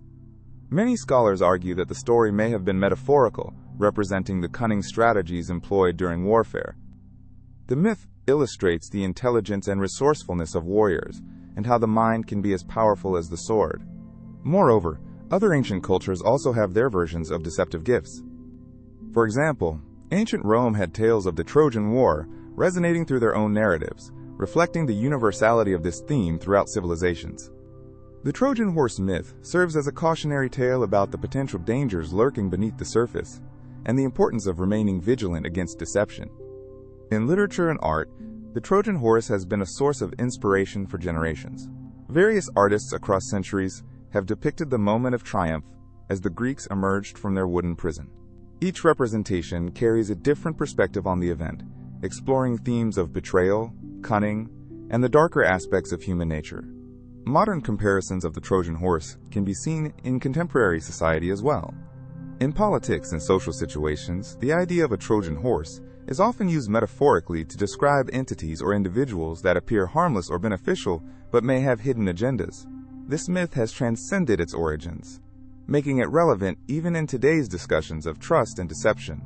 Additionally, the complexities and nuances of the Trojan War as a whole contribute to the depth of the Trojan horse story. The legend is entwined with themes of heroism, honor, and the consequences of rage and revenge, encapsulated in the character arcs of figures like Achilles and Hector. By examining these characters alongside the Trojan horse narrative, one can appreciate how intertwined personal vendettas and larger socio-political conflicts shape the story. Despite the enduring nature of the myth, there remains much we do not understand about the historical events that inspired the tale. Did the Greeks indeed employ innovative strategies against the Trojans? Were the wars fought as described in poetry, or were they more complex in their execution? Archaeological evidence continues to be inconclusive, but it invites speculation and debate among historians and enthusiasts alike. The Trojan horse myth thus serves as more than just a tale of woe. It opens a window into the ancient world that allows us to explore human behavior and societal values. Through this appreciation of the Trojan horse, we can begin to see how legends arise from grains of truth, morphing over time into compelling narratives that illuminate the human experience. As we consider the myth of the Trojan horse, we recognize its multifaceted nature, spanning history, literature, art, and moral lessons. Each retelling of the story offers an opportunity to reflect on our own experiences of trust, betrayal, and the consequences of our actions, reminding us that mythological tales maintain their relevance throughout time, intertwining with our contemporary lives. The story of King Tutankhamun, often simply referred to as King Tut, has captivated the world since his tomb was discovered in 1922 by British archaeologist Howard Carter. Within days of the discovery, a series of unexplained deaths began to occur among those who had entered the tomb, which sparked an enduring myth: the Curse of the Pharaohs. This tale has intrigued historians, archaeologists, and the public alike, influencing not just the field of Egyptology, but also popular culture. The origins of the curse are entwined with the mysterious aura surrounding ancient Egyptian tombs. For centuries, it was believed that tombs were sacred spaces, protecting the deceased and their treasures. The very act of unsealing tombs, especially those of pharaohs, was seen as a violation of this sanctity. When Howard Carter and his team entered King Tut's tomb in the Valley of the Kings, they uncovered an incredible array of artifacts, royal insignia, and the young king's burial mask. Yet this magnificent discovery came at a price, as soon after, several people connected to the excavation fell mysteriously ill or met untimely ends. One of the most notable cases was that of Lord Carnarvon, the financial backer of Carter's expedition. Just months after the tomb was opened, Carnarvon died from an infected mosquito bite that led to pneumonia. His death fueled sensational headlines, with the press attributing it directly to a curse. This story grew legs as details emerged that included reports of a strange blood-red stain found on the tomb's entrance, and a supposed warning inscribed on the walls, urging intruders to stay clear of sacred grounds. As the legend of the curse captured public imagination, evidence began to mount in favor of the notion that those who disturbed King Tut's resting place faced dire consequences. Over the years, nearly a dozen other people associated with the discovery of the tomb suffered premature deaths, illnesses, or misfortunes. Some rational explanations emerged, such as the risks of poor hygiene, exposure to contaminated environments, or even the toxic mold thought to be present in Egypt's treacherous tombs. However, these explanations did little to quell the fevered tales of retribution. The media played a crucial role in perpetuating the myth of the curse. Newspapers of the time published sensationalist articles, drawing in readers with tales of the supernatural and the ancient Egyptian gods. The fear and fascination surrounding the curse expanded beyond the academic realm and seeped deeply into popular culture. Movies, books, and documentaries began to explore the curse, often blending fact and fiction to create compelling narratives. Such portrayals often included exotic settings, a cast of characters drawn from different backgrounds, and the eternal struggle between science and the allure of the unknown. In addition to the myth surrounding the curse itself, King Tut's discovery had profound implications on the field of Egyptology. The wealth of artifacts excavated from his tomb provided invaluable insight into the lives of ancient Egyptians, their beliefs, and their customs. The sheer magnificence of the treasures raised awareness and interest in ancient Egypt to unprecedented levels. Exhibitions showcasing the treasures of Tutankhamun have traveled the globe, bringing millions face to face with the artifacts that once adorned the young pharaoh. As the study of Egyptology advanced, researchers sought to demystify the associations between King Tut's tomb and its supposed curse. It opened dialogues about the ethical treatment of archaeological finds, the responsibilities of historians, and the respect owed to ancient cultures. Scholars have emphasized that drawing sensational conclusions from the lives lost is detrimental to understanding the rich history of ancient Egypt. In time, the myth of King Tut's curse began to falter under the weight of scientific inquiry. Studies emerged, debunking the notion that a supernatural force was at play. Instead, it presented a narrative steeped in the realities of the time, including the limited medical knowledge and the harsh conditions faced by those investigating these ancient mysteries. Despite its debunking, the curse remains a potent symbol of human curiosity and fear of the unknown. It tells us much about our fascination with the past and our thirst for stories that connect us to ancient worlds. The legend intertwines history with the supernatural, creating a bridge between the ancient and modern that captivates the imagination. As we reflect on the legacy of King Tut, it becomes clear that the myth of the curse, while largely fictional, played a significant role in shaping public interest in Egyptology. It backed the notion that there are secrets worth respecting and mysteries yet to be unraveled.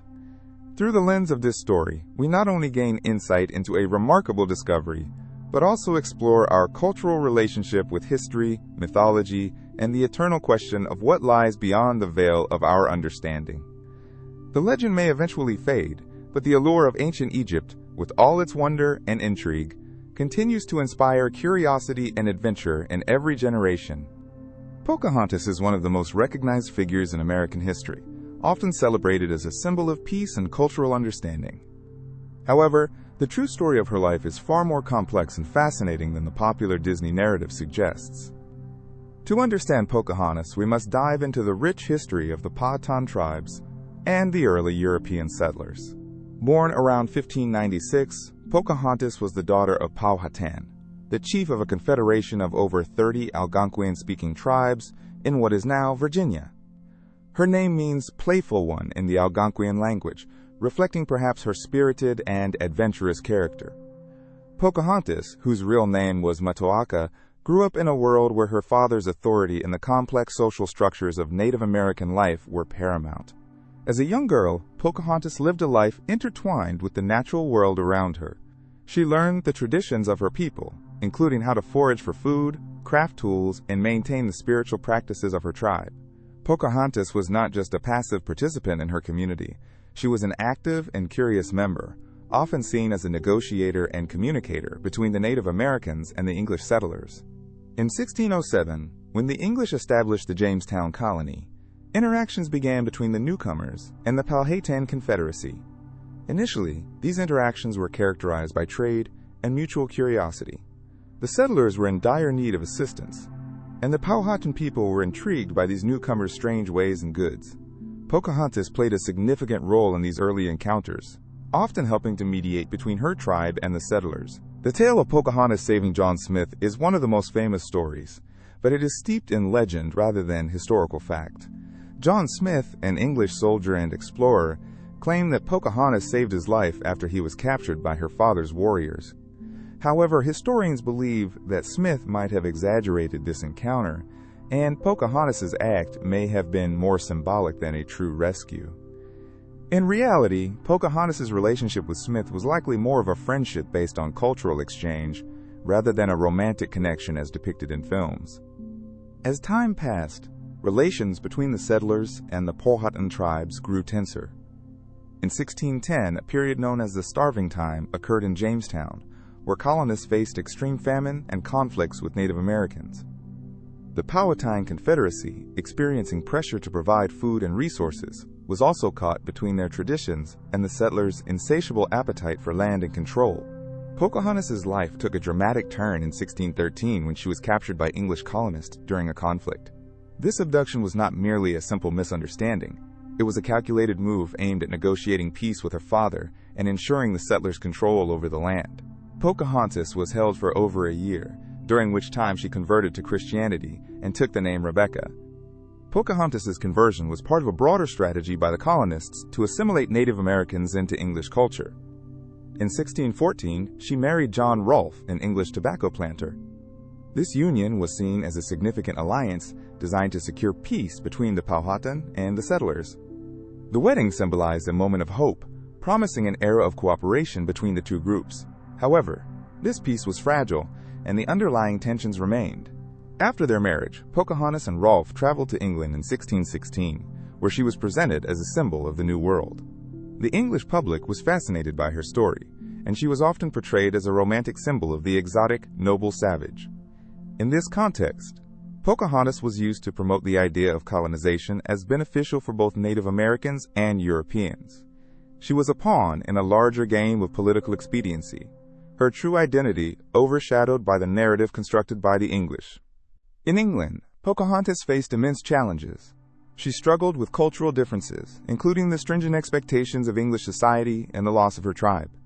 While she was treated as a celebrity, her heart was forever tied to her home in Virginia. Tragically, she fell ill during her journey back to America and died in 1617 at the young age of 21. Pocahontas' story has endured through the centuries, evolving into various interpretations and representations. Today she serves as a reminder of the complexities of American history and the narratives that shape our understanding of the past.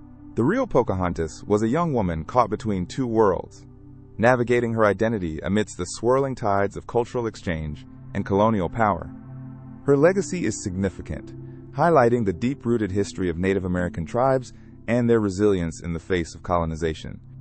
In many ways, Pocahontas represents the ongoing dialogue about cultural heritage, identity, and the importance of understanding history beyond simplified narratives. Her life encourages us to explore the multifaceted relationships between different cultures and the ways we can learn from the past. By digging deeper into her true story, we honor not only Pocahontas, but also the rich tapestry of history that continues to shape our present and future. The Iron Maiden is often depicted as one of the most infamous torture devices in history, primarily associated with the medieval period. However, much of what we know about this so-called device comes from 19th century sources, and today, we can unravel the truth behind the myths and legends surrounding it. The Iron Maiden is traditionally imagined as a sarcophagus-like structure made of iron, equipped with spikes on the interior walls. Supposedly, a victim would be placed inside, and the door would be closed, impaling them on the spikes. The image evokes horror, and it has fascinated both scholars and the public, leading to countless references in literature and film. But was this device ever used in reality, or is it predominantly a creation of the Victorian imagination? To understand the origins of the Iron Maiden, we must look back at the way medieval torture and punishment were portrayed during the 19th century. This was a time when interest in the dark aspects of history surged, fueled by romantic notions of chivalry, knighthood, and even the macabre. Writers and storytellers began investigating the past, often embellishing details or creating new narratives that captivated audiences. The result was a proliferation of stories that blurred the lines between fact and fiction. Historical evidence of the Iron Maiden is scarce.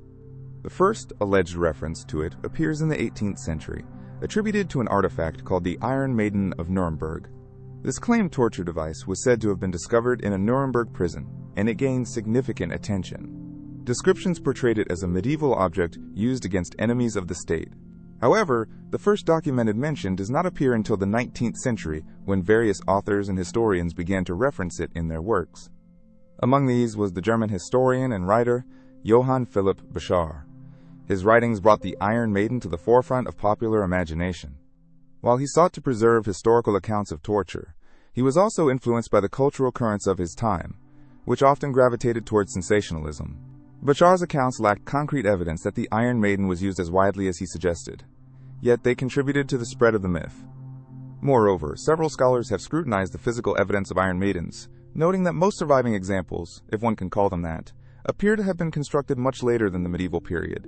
Many of these so-called devices were likely fabricated during the 19th century to serve as gruesome spectacles in museums or as curiosities for tourists. These were not instruments of traditional torture. Rather, they were crafted for the macabre amusement of an intrigued audience. The growing industrial capabilities of the 19th century allowed for the artistic creation of such devices. Blacksmiths and artisans were capable of creating elaborate designs that would astonish onlookers. Thus, these creations contributed to the fabric of horror narratives that became so popular during this period. People were enthralled by tales of medieval atrocity, and the Iron Maiden quickly became part of the collective imagination, taking on a life of its own, far from its supposed origins. Interestingly, the Iron Maiden has also been a point of fascination in modern culture, cementing its status as the quintessential torture device.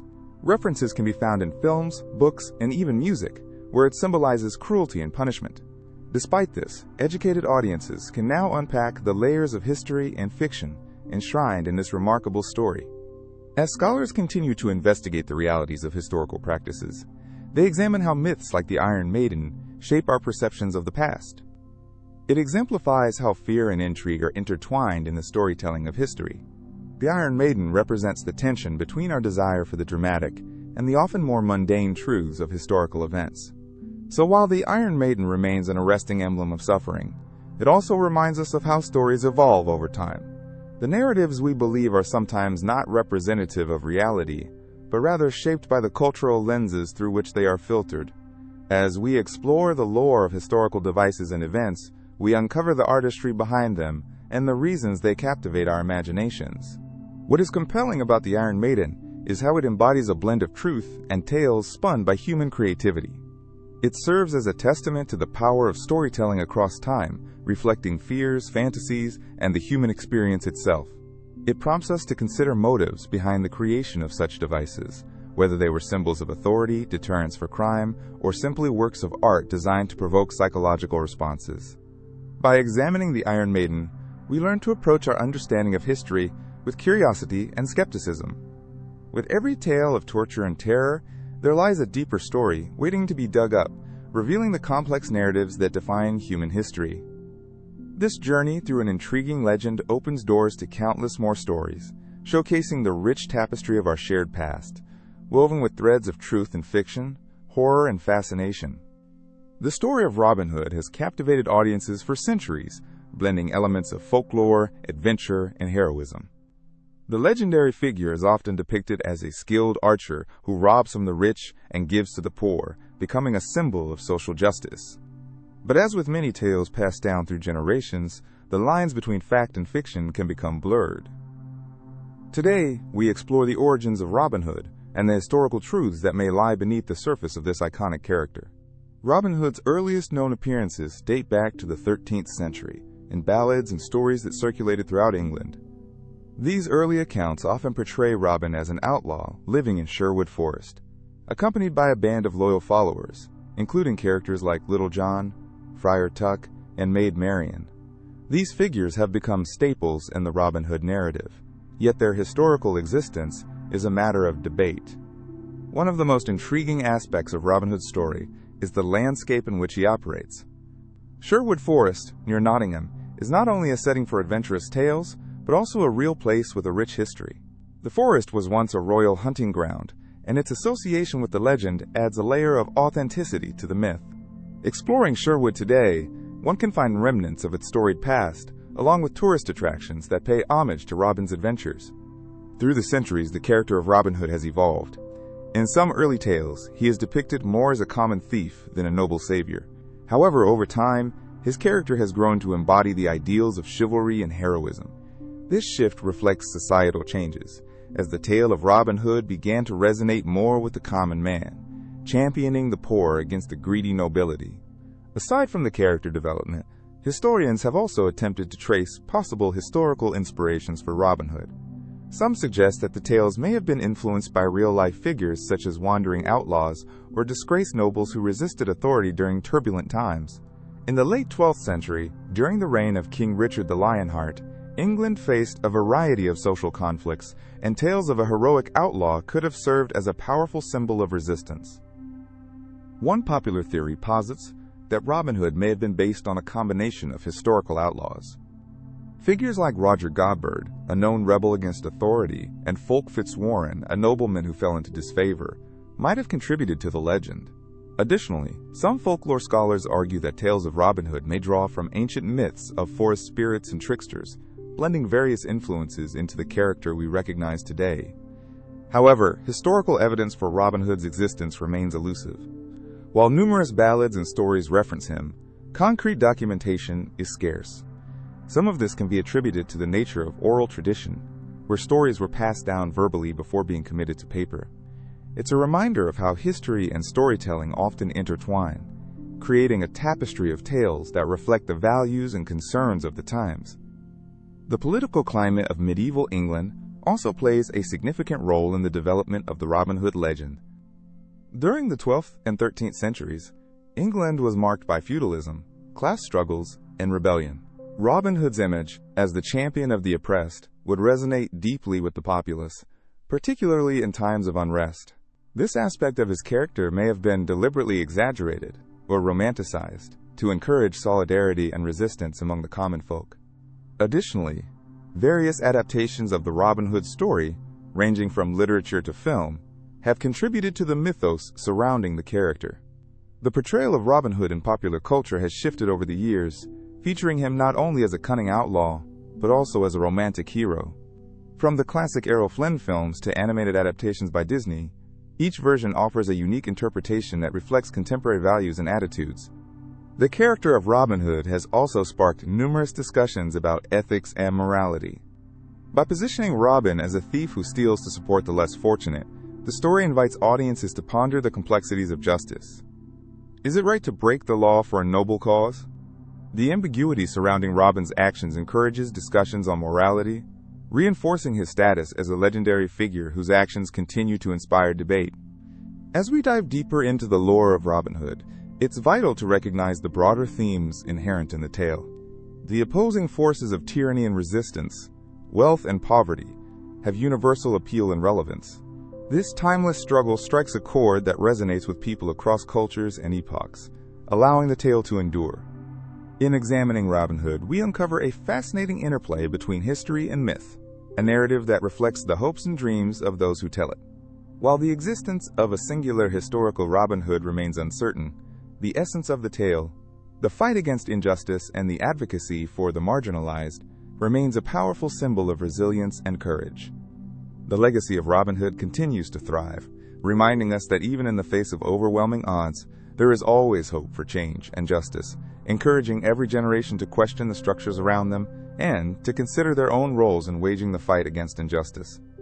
Thus, the story of Robin Hood endures, woven into the fabric of history and folklore, as a beacon of hope in a world seeking balance.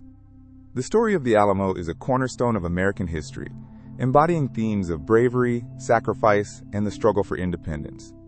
However, within this narrative are layers of myth and misunderstanding that have evolved over time. In this exploration of the Alamo's last stand, we will uncover the truths behind the misconceptions surrounding the events and the heroes who fought there. The Battle of the Alamo took place in 1836, during the Texas Revolution. Texian soldiers faced off against the Mexican army, led by General Santa Anna. The most famous aspect of this encounter is often romanticized as the heroic last stand of a small group of defenders against overwhelming odds. This portrayal, though compelling, simplifies a more complex reality. One key misconception is the belief that the defenders of the Alamo were fighting solely for Texan independence. While they certainly rallied to this cause, many of the men were originally from the United States and had come to Texas for various reasons, including land opportunities and personal freedoms. They were a mix of backgrounds, including Anglo settlers, Tejanos, and others. This diverse group painted a broader picture of the Alamo's defenders, suggesting that their reasons for fighting were not as singular as they are often portrayed. Names like Davy Crockett and Jim Bowie loom large in the mythos of the Alamo. These figures are celebrated in history and popular culture. Davy Crockett, the famed frontiersman, became an enduring symbol of American ruggedness and bravery. However, the realities of their contributions have been embellished over time. Historical accounts indicate that the battles were chaotic, and while these men fought valiantly, the actions they took were part of a larger, desperate struggle rather than defined moments of individual heroism. The idea that they knew they would face certain death fuels the myth, but lacks concrete evidence. Another misconception revolves around the notion of a heroic last stand. While the defenders did indeed resist bravely against the Mexican forces, there is a tendency to portray their deaths as glorified martyrdom. In reality, the decision to remain in the Alamo was partly driven by a lack of viable escape options and the hope that reinforcements would arrive. Many of the defenders may have hoped to stall Santa Anna's advance, buying time for the larger Texan forces to regroup.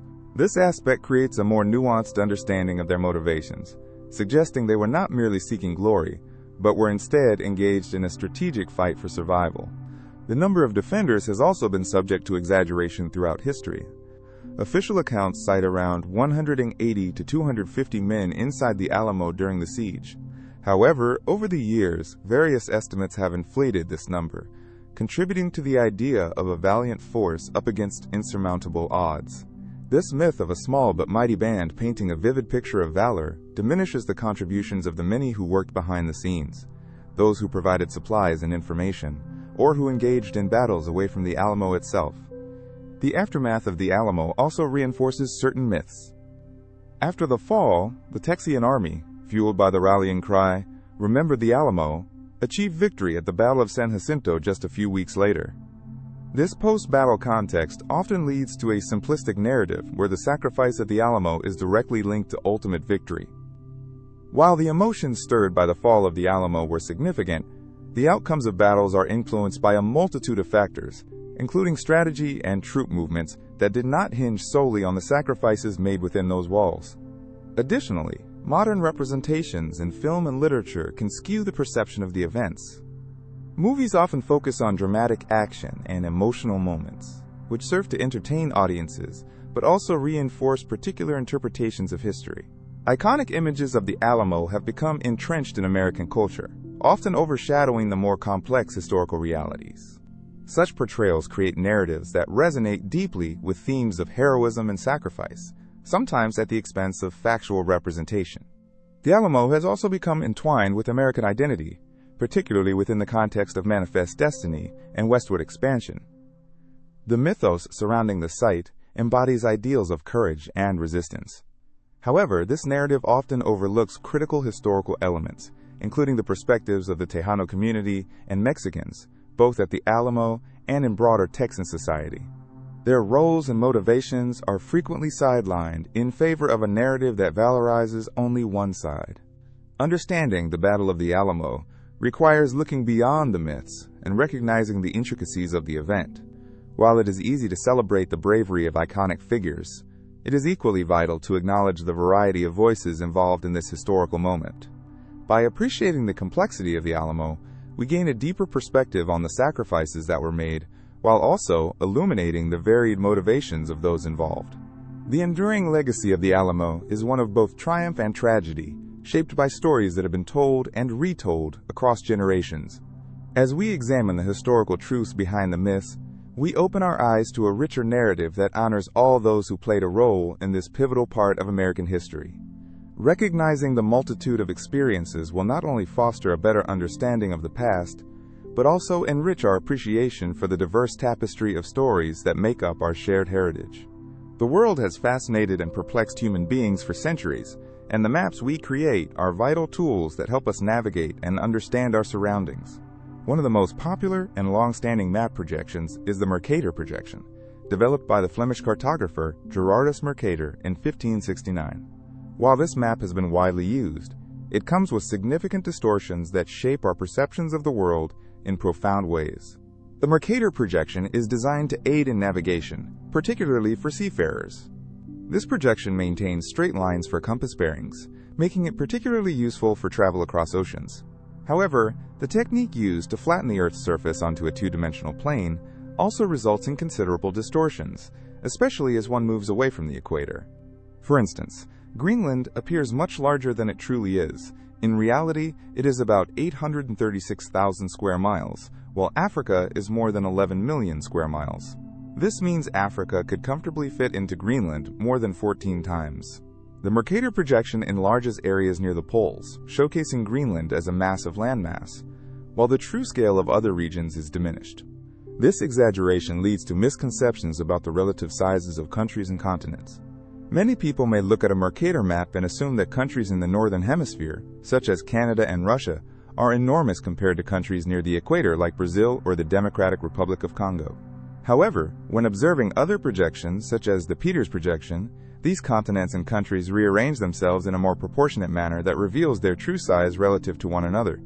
The Peters projection, while it has its own limitations, showcases Africa and South America more accurately, providing a different perspective that can challenge preconceived notions formed by the Mercator map. The impact of the Mercator projection extends beyond geography. It also influences cultural perceptions and political viewpoints. For centuries, Western-centric views dominated mapmaking.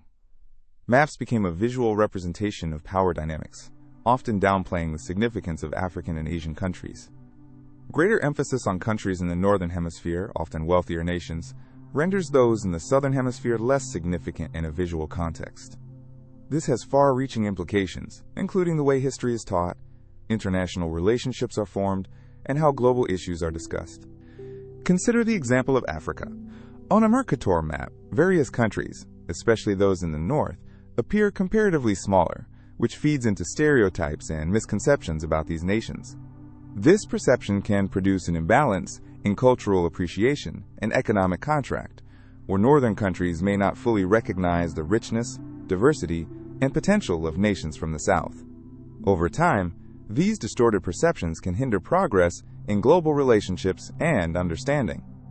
Furthermore, these distortions affect not only our mental maps, but also the ways in which we design cities and infrastructure. Urban planners may reference Mercator maps to plan transportation routes or resource distribution.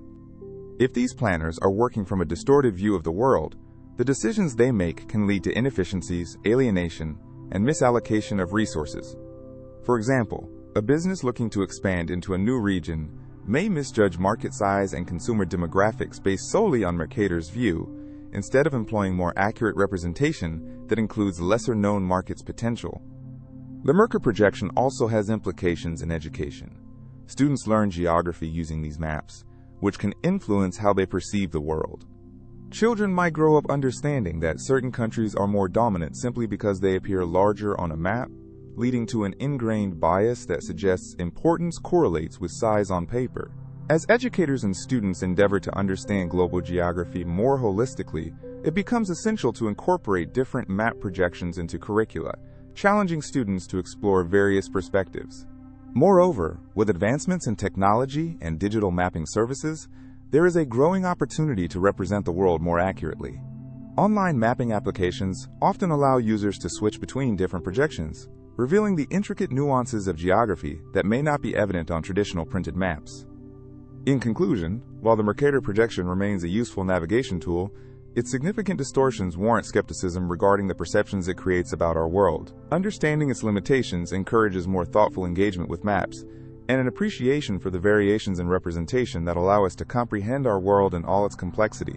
Embracing diverse mapping perspectives promotes a broader understanding of geography, encouraging curiosity and challenging biases that may linger from historical conventions. As we continue to explore the way we visualize our planet, it becomes clear that maps shape not just our understanding of distances and layouts, but also our awareness of cultures, nations, and the interconnectedness of human experience. In the heart of ancient Rome, during the 1st century AD, a remarkable structure towered over the Forum and the bustling city streets. This was the colossal statue of Nero, an enormous representation of the infamous emperor that has captivated historians, archaeologists, and curious minds for centuries. Standing at an estimated height of 30 meters, it was a stunning feat of engineering and artistry, meant to represent not just Nero himself but also his image of power and divine authority. The statue was designed by the renowned artist Zenodorus and was erected around AD 64 during Nero's reign. Constructed primarily of bronze, it was a spectacle that would catch the eyes of anyone walking through the bustling city. Just imagine standing at the foot of that towering figure, the sun gleaming off its metallic surface, casting a grand shadow over the Forum, a place that buzzed with merchants, citizens, and politicians. This statue was not merely a work of art but a statement, a declaration of Nero's desire to be viewed as a god among men. The colossal statue was thought to have originally depicted Nero in the guise of the sun god Sol. This connection not only emphasized Nero's ambition to align himself with divinity, but also served as a reminder of his authority. It was not unusual for leaders in ancient Rome to adopt divine attributes, as this served to reinforce their legitimacy and power. Nero's colossal figure was a constant presence, reinforcing his image and, perhaps, his ego. After Nero's death in AD 68, the statue began its own remarkable journey. The emperor's reputation took a substantial blow following his untimely demise and the subsequent power struggles of his successors. The new rulers sought to distance themselves from Nero's controversial legacy, leading to the statue being transformed or destroyed. Historical accounts suggest that the statue was modified to represent the sun god rather than Nero, which shows how perceptions can shift over time. It illustrates a fascinating human tendency to reframe the past in light of new narratives. Not long after, the colossal statue became a part of monumental architecture in Rome, as Emperor Vespasian, Nero's successor, ordered its relocation to a new pedestal near the Colosseum, an iconic arena that would emerge as one of Rome's most recognized structures. The statue's large size made it a landmark of sorts in the city. The relationship between humans and monumental art began to evolve with such structures, as they became symbols of power and resilience.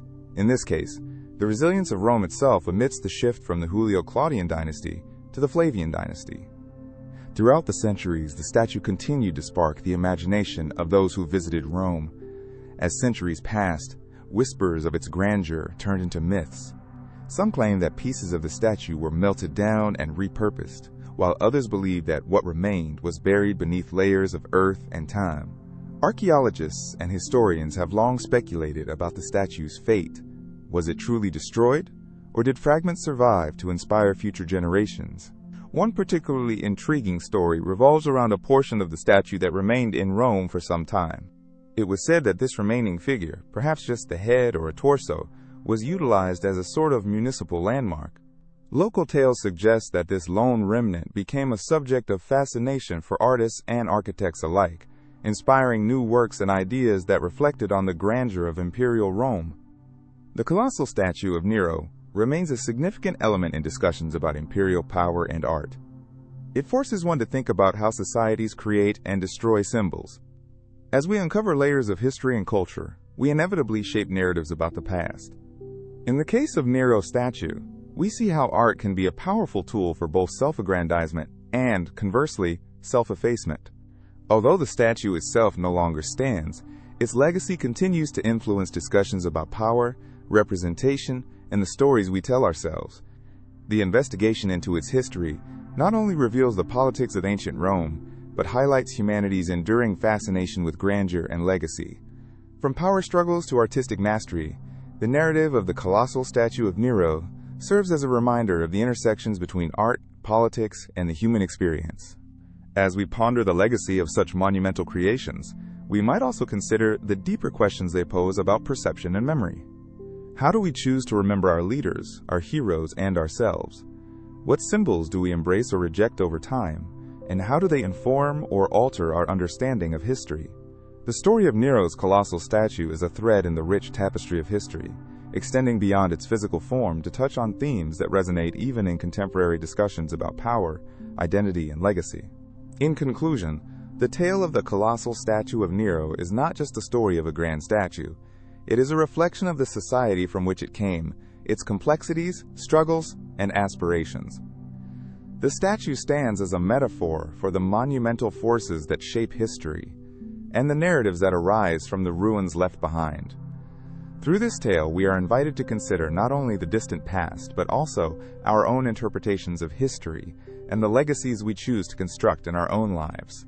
The myth of Spartan simplicity is a compelling narrative that many people have encountered, often focusing on the austere lifestyle of the ancient Spartans, their valor in battle, and their seemingly harsh yet disciplined culture.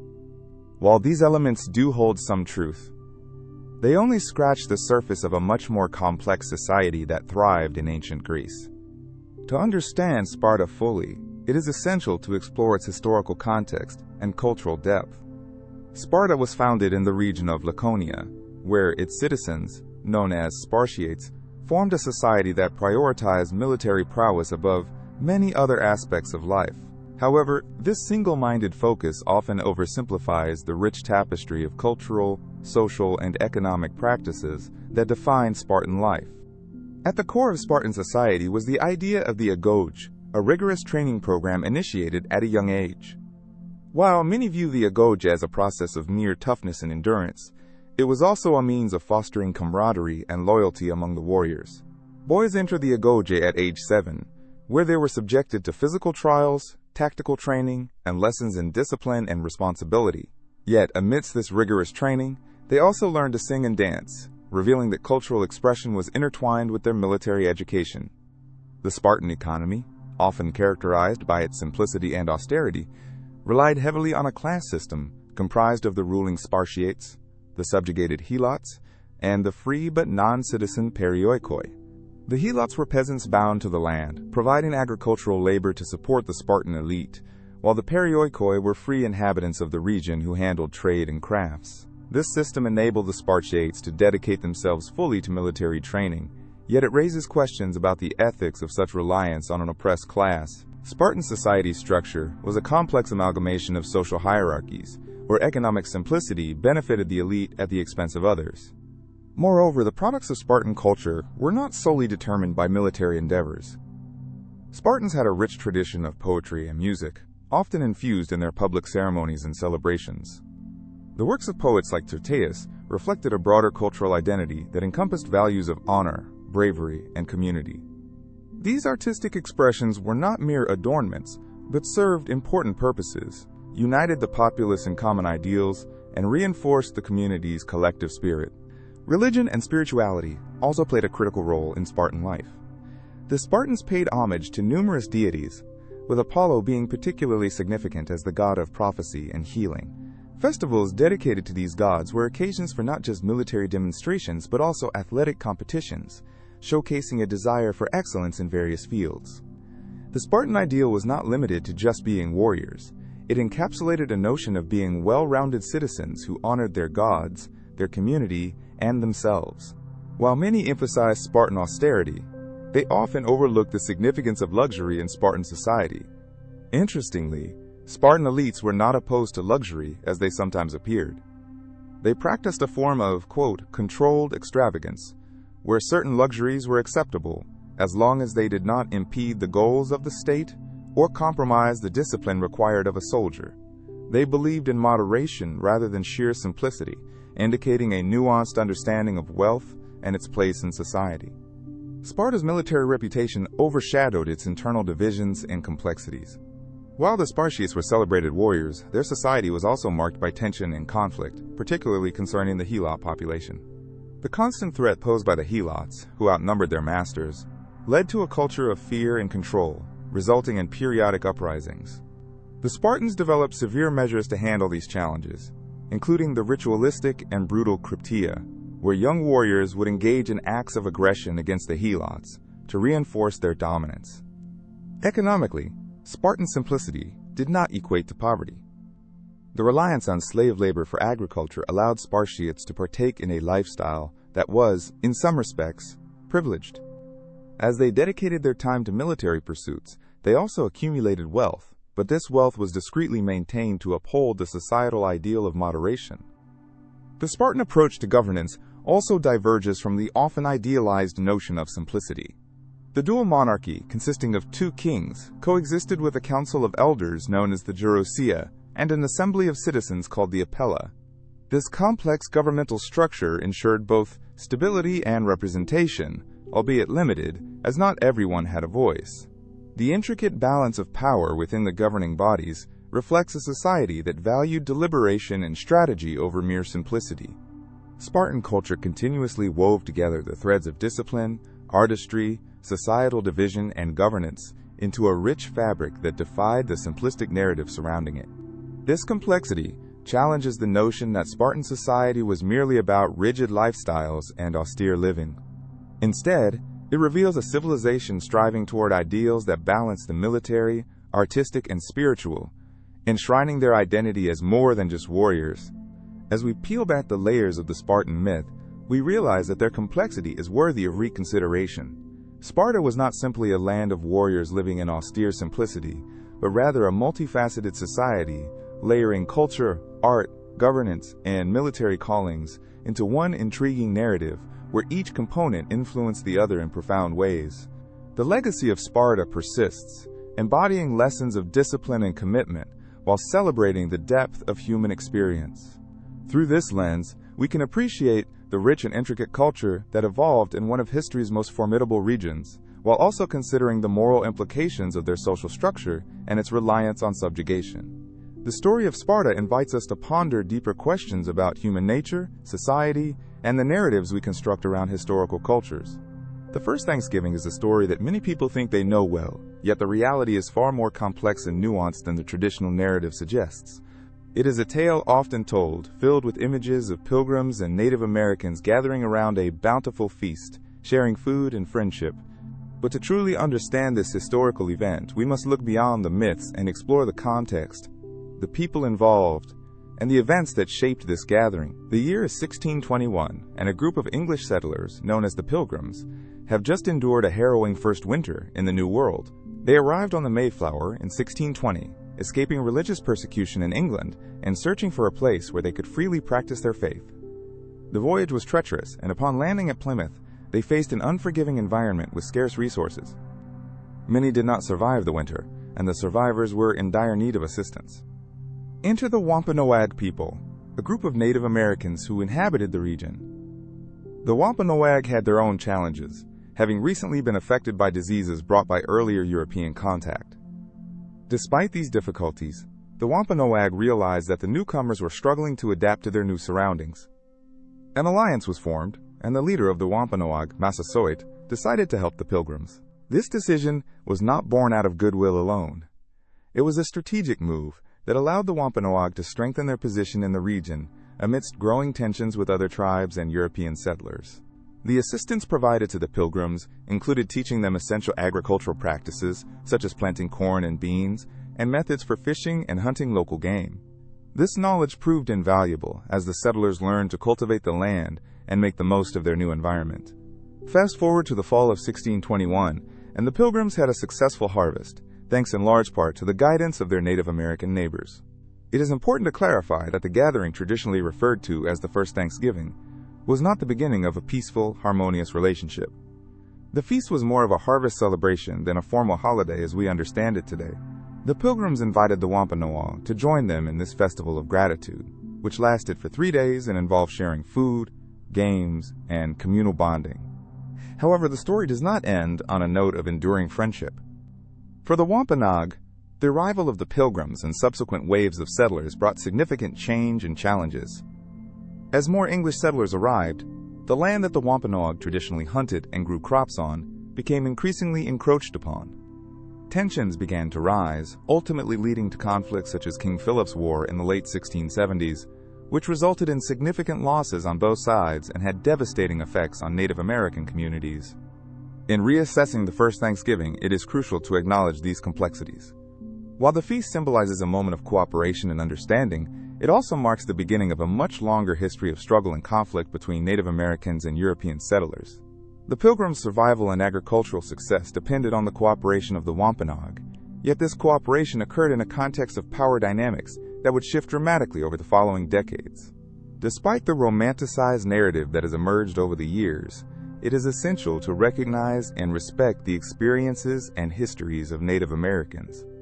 Celebrations today often fail to account for the ongoing legacy of colonization and the enduring impact on indigenous peoples.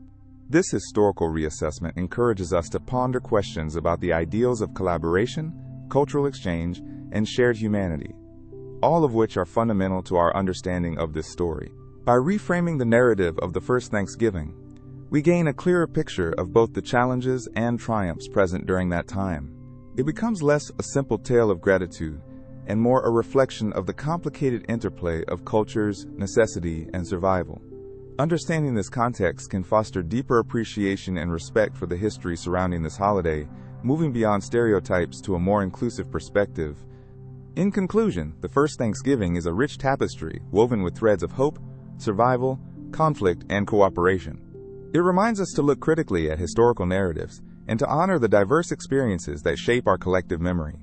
As we reflect on this event, let us carry forward the lessons learned, celebrating not only the spirit of Thanksgiving but also the importance of understanding history in all its complexity and nuance. The film Braveheart, directed by Mel Gibson, has become iconic for its portrayal of William Wallace, the 13th century Scottish knight who led a rebellion against English rule. While the film offers thrilling battles and stirring speeches, it also takes significant liberties with historical facts, leading to a fascination with the legend of Wallace that may overshadow the complexities of the actual man and his time. To understand the myth of Braveheart, it is essential to first consider the context in which William Wallace lived. The late 13th century was a turbulent time for Scotland, marked by power struggles and external threats, particularly from England. After the death of King Alexander III in 1286, Scotland entered a period of instability, with many nobles vying for power. In this chaotic environment, Wallace emerged as a figure of resistance against the English crown, which sought to exert control over Scotland. In the movie, Wallace is portrayed as a one-man army fueled by passion and a desire for freedom. He leads a ragtag group of Scots to victory against the English at the Battle of Stirling Bridge. While the real Battle of Stirling, which took place in 1297, was indeed a significant Scottish victory, the depiction of Wallace as a solitary leader is misleading. Wallace was not working alone. He was part of a larger movement that included various Scottish nobles and military leaders. His alliance with figures like Andrew Moray played a crucial role in the success of the uprising. Moreover, the historical accuracy of events depicted in Braveheart is often questionable. For instance, the film suggests that Wallace's beloved Murren is executed by the English, fueling his rage and igniting his rebellion. Though the storyline adds emotional depth and dramatic tension, it is largely fictional. Historical records do not provide strong evidence of a romantic relationship with anyone named Murron. Instead, Wallace's motivations were rooted in the political and social injustices faced by the Scots under English rule. The representation of Wallace's tactics also raises questions. The movie highlights dramatic, large-scale battles with epic choreography and emotional speeches. While Wallace did lead pivotal military actions and was an effective commander, many of his victories were won through strategic alliances and guerrilla warfare tactics, rather than open battlefield confrontations. For example, the Battle of Stirling Bridge utilized terrain cleverly and involved surprise assaults that the English were not prepared for. This strategic element is somewhat glossed over in favor of cinematic spectacle. Another aspect to consider is the depiction of the English, led by King Edward I, who is shown as almost a caricature of a villain. While King Edward was indeed ruthless and sought to crush the Scottish resistance, the portrayal simplifies the complexities of medieval politics. Edward was engaged in a power struggle that involved various factions, and many of his actions were driven by the realities of ruling an expanding medieval empire. Additionally, the film's portrayal of the 1298 Battle of Falkirk diverges significantly from historical accounts. As depicted, Wallace's forces are shown being betrayed and overwhelmed by the English in a dramatic fashion. In reality, while the Scottish were indeed defeated, the battle was the result of various factors, including the failure to secure adequate cavalry support and a shift in alliances among the Scottish nobility. The treacherous elements were more nuanced than personal betrayal. They stemmed from the larger political landscape of the time. Culturally, Braveheart has had a significant impact on Scottish identity and nationalism. The film has been embraced by many as a rallying cry for freedom, despite its historical inaccuracies. This reflects a broader tendency in popular culture, where the depiction of historical figures can become more myth than fact, shaping national narratives and collective memory. The figure of Wallace, as portrayed by Mel Gibson, has become emblematic of courage and resistance, even if it strays from the truth of who he was and what he represented. Through this lens, we can see how Braveheart influences perceptions of not just Wallace, but Scottish history as a whole. The film celebrates themes of heroism, sacrifice, and rebellion against oppression, resonating deeply with audiences. However, it serves as a reminder that history is often complex, filled with competing narratives and perspectives not captured in cinematic storytelling. As we reflect on the myth of Braveheart and William Wallace, it becomes clear that, while the film succeeds in inspiring passion and pride, it is important to recognize the distinction between dramatic representation and historical accuracy. Understanding the real William Wallace offers a deeper insight into the struggle for Scottish independence and the legacy of a courageous leader who became a symbol of national identity. In the end, the legend of Braveheart, much like many historical tales, walks the line between fact and fiction, creating an enduring story that captivates the imagination while encouraging us to delve deeper into the truths of our past. Leonardo da Vinci remains one of the most renowned figures in art and science, and many of his masterpieces are steeped in mystery. When we look at works like the Mona Lisa or The Last Supper, we often admire their beauty, technical skill, and emotional depth. However, there lies beneath the surface a world of hidden symbols and mathematical principles that enrich their meaning. Da Vinci was not only an artist, he was a polymath who believed deeply in the connection between art and science. The Mona Lisa, perhaps his most famous painting, is often discussed for its enigmatic smile and the subject's mysterious gaze. Yet, there's more to it than meets the eye. Some art historians suggest that the proportions of the painting are based on the golden ratio, a mathematical principle that has been used by artists, architects, and musicians for centuries.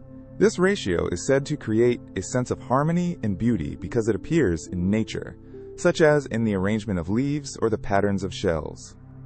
By employing this principle, Da Vinci may have aimed to create not just a portrait, but a stunning representation of a deeper geometric beauty that reflects the harmony of life itself. Another fascinating aspect of Da Vinci's work is his use of perspective. In The Last Supper, he employs linear perspective to draw the viewer's eye toward the central figure of Jesus. The vanishing point is strategically placed at the head of Christ, emphasizing his significance. This technique does not only serve an aesthetic purpose. It invites the viewer into a narrative space, creating an immersive experience. The arrangement of the apostles around the table includes gestures and facial expressions that define their emotions and reactions. The use of perspective enhances the drama of the scene, making it a masterful blend of art and scientific understanding of space and perception. Da Vinci was also fascinated by nature and biology, which greatly influenced his work. His notebooks reveal an obsession with the human form as he studied anatomy through dissections, meticulously documenting muscles, bones, and proportions. This knowledge allowed him to portray the human body with incredible accuracy. Furthermore, Da Vinci is thought to have embedded symbols related to human anatomy into his paintings, such as the Vitruvian Man, a drawing that combines art and science, illustrating the ideal human proportions based on ancient Roman architect Vitruvius's writings. The drawing conveys a complex understanding of geometry, proportions, and the interconnectedness of man and nature, making a powerful statement about the human condition. In The Last Supper, beyond the dramatic subjects and their interactions, there are elements of numerology and symbolism. For instance, the number 3 appears frequently. There are 3 main figures in the composition: Jesus and the 2 groups of apostles on either side. This number is often associated with divinity, representing the Holy Trinity in Christianity. The arrangement creates a sense of balance and visual symmetry, drawing emphasis to Jesus at the center. There is also significant use of light and shadow, which Da Vinci referred to as chiaroscuro. This technique not only adds depth, but also symbolizes the moral and spiritual dichotomies in the narrative. In addition to mathematical proportions and sophisticated perspective techniques, Da Vinci's work is enriched with hidden symbols that often function on multiple levels of interpretation. In the Mona Lisa, for instance, the landscape in the background might reflect the inner state of the subject, creating a dialogue between the figure and her environment. The winding paths and the distant mountains suggest a journey or the passage of time, enriching the viewer's understanding of her character. This symbolic landscape invites the observer to ponder the connection between the individual and the universe. Moreover, Da Vinci's use of color and light serves as symbolic purpose in many of his paintings. The soft transitions of light in the Mona Lisa create a sense of realism and depth that enhance the subject's emotional presence. This delicate use of sfumato, a technique perfected by Da Vinci, blurs the lines and creates an almost ethereal quality, allowing for a visual exploration of human emotion that might suggest complexities within the subject herself. Beyond the individual works, Da Vinci's shared fascination with nature and the element of water appears recurrently, symbolizing purity and life. In the background of the Mona Lisa, and even in the flowing forms of water in other paintings, water often symbolizes the passage of time and the ebb and flow of life. This thematic element adds depth and layers of meaning to his works, suggesting that nothing exists in isolation. Rather, everything impacts and connects with one another. Leonardo da Vinci's artistic legacy is not only defined by his breathtaking skill, but also by the intricate tapestry of symbols and mathematical principles interwoven into his work. Each brushstroke and detail serves as a portal into a deeper understanding of life, inviting viewers to explore not only the artwork itself, but also the profound thoughts and insights of a genius who sought to illuminate the mysteries of existence. Intrigued by the relationship between nature, mathematics, and the human experience, Da Vinci left a treasure trove of interpretations for generations to ponder. His art encourages us to look beyond the surface, and to recognize the hidden narratives within the colors, shapes, and symbols that shaped his vision of the world. Queens have long been held as symbols of wealth, power, and indulgence. Throughout history, their adornments often reflected not only their personal style but the cultural values of their time. One of the most iconic pieces of jewelry that embodies this grandeur is the pearl earring.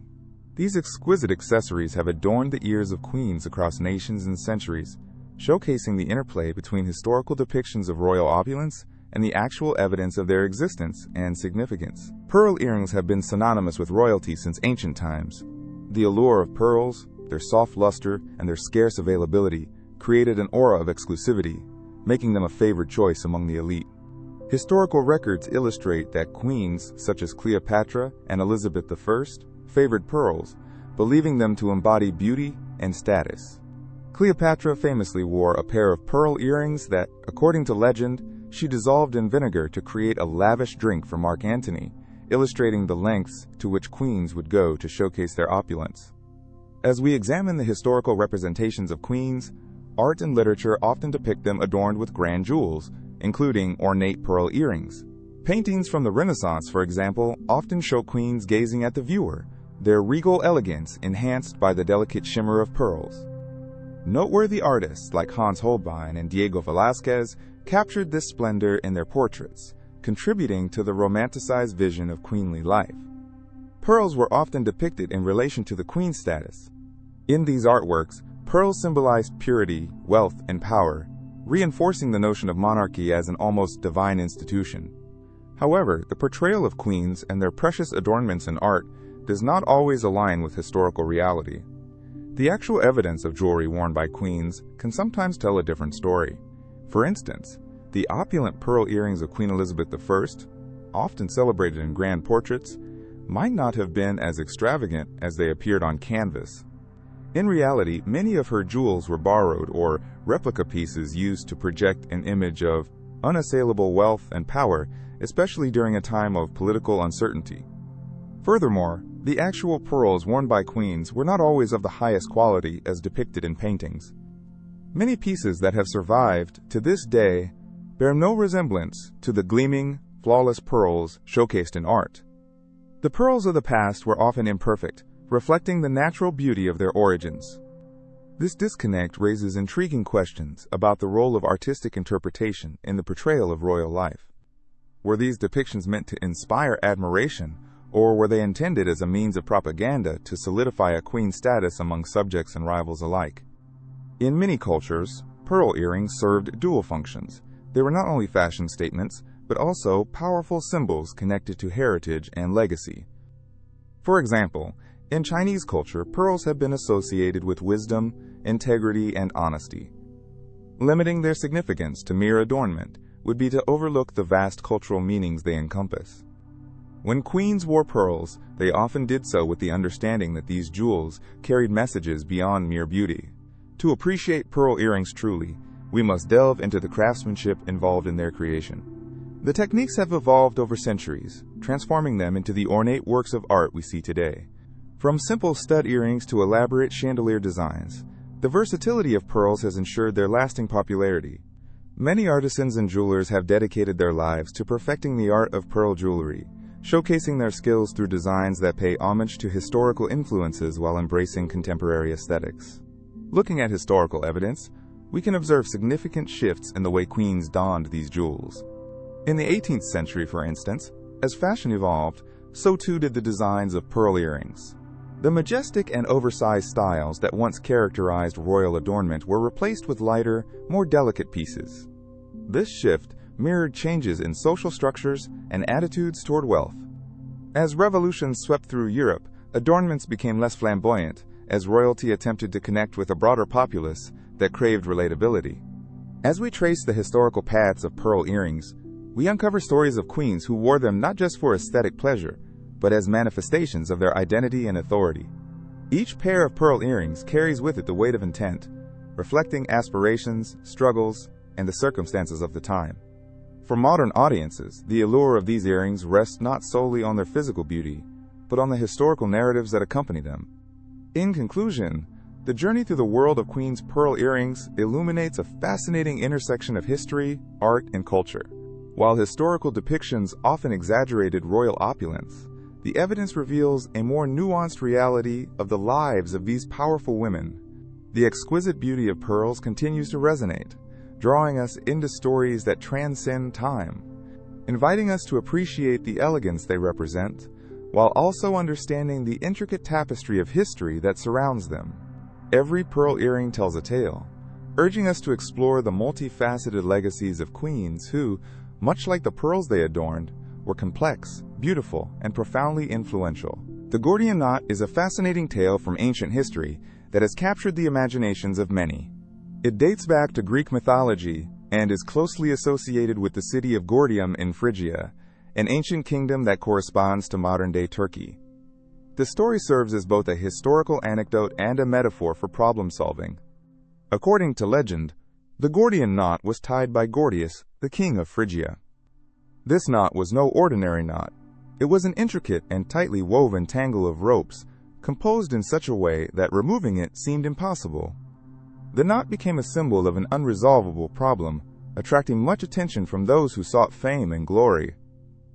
It was said that an oracle had prophesied that the person who could untie the Gordian knot would go on to become the ruler of all of Asia. This prophecy drew many ambitious leaders who attempted to unravel the knot, but none succeeded. As history unfolded, The story of the Gordian knot became interwoven with that of Alexander the Great, one of the most renowned conquerors in history. In 334 BCE, while on his campaign to conquer the Persian Empire, Alexander arrived in Gordium. The knot presented itself as a unique challenge, capturing his strategic mind and adventurous spirit. Onlookers were eager to see how this young, ambitious leader would tackle the well-known puzzle that had thwarted countless others. Alexander examined the knot carefully, and the crowd watched with bated breath. Rather than attempting to untie the knot in a traditional manner, Alexander took a bold approach. In a dramatic turn of events, he drew his sword and sliced through the knot with a single, determined stroke.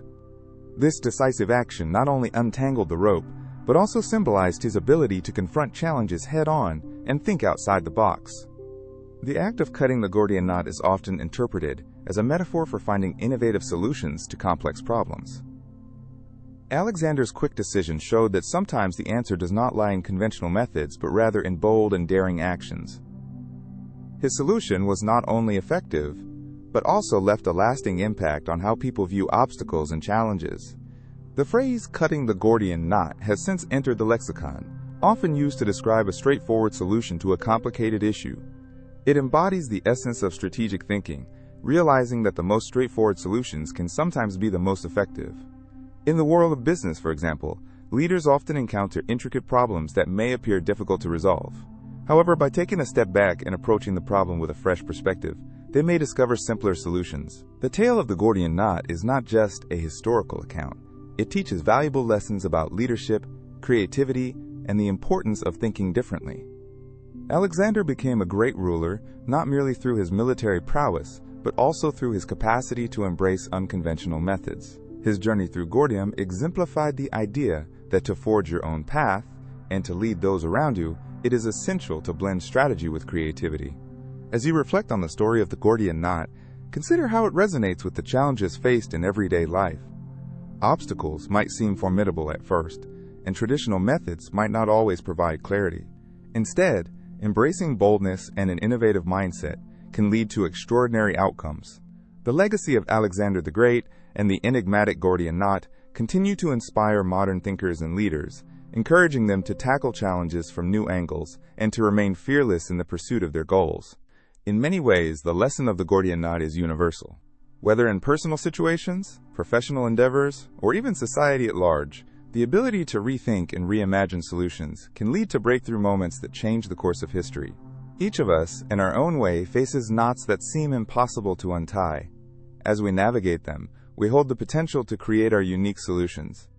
The story of the Gordian knot thus stands the test of time, reminding us not only of the past, but of the ingenuity and determination that resides within us all. The next time you encounter a seemingly insurmountable difficulty, recall this ancient tale and channel your inner Alexander. With creativity and courage, you may very well find your way through the most intricate of knots, revealing paths you never knew existed. The essence of the Gordian knot lives on, urging us to unshackle ourselves from conventional thinking and step boldly into a world where solutions abound waiting to be discovered. The phenomenon of crystal skulls has intrigued humanity for centuries, weaving a tapestry of myths, legends, and archaeological mystery that captures the imagination. These enigmatic artifacts, often crafted from clear or smoky quartz, have sparked endless fascination in both the scientific community and popular culture. With their gleaming surfaces and intricate designs, these skulls appear to be more than just artistic creations. They seem to hold secrets of the past. The most famous crystal skulls, such as the Paris skull and the British Museum skull, are said to date back thousands of years. However, their exact origins have become muddled in a haze of speculation and folklore. Some believe these skulls originated in the ancient civilizations of Central America, particularly among the Maya and Aztec cultures. These civilizations are known for their advanced craftsmanship and deep spiritual beliefs, and the idea that they could have created such intricate artifacts is tantalizing. Legend has it that the crystal skulls possess extraordinary powers, with some theories even suggesting that they can project energy or provide profound insights into the universe.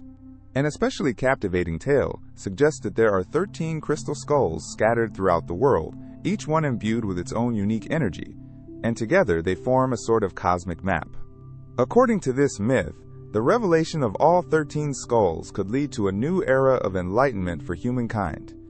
Yet, the mystery surrounding the crystal skulls does not end at their purported origins. Some researchers argue that many of the so-called ancient skulls are actually modern forgeries created during the late 19th and early 20th centuries. The most famous of these fakes was created by an unknown artisan who carved it so skillfully that it fooled many experts of the day. This sparked a broader debate about the nature of authenticity in archaeology and history. The question arises, what is the value of an object, regardless of its age, if it possesses the power to inspire curiosity and wonder? The allure of crystal skulls extends beyond their physicality into the realms of spirituality and metaphysics. Many people, fascinated by the alleged psychic properties of these skulls, claim they can be used for healing or to enhance one's intuition. Whether seen as mere legends or actual artifacts of power, their allure continues to transcend the ages. In popular culture, crystal skulls have become synonymous with adventure and the unknown. Movies, literature, and art have embraced these mysterious objects, often portraying them as lost treasures waiting to be uncovered.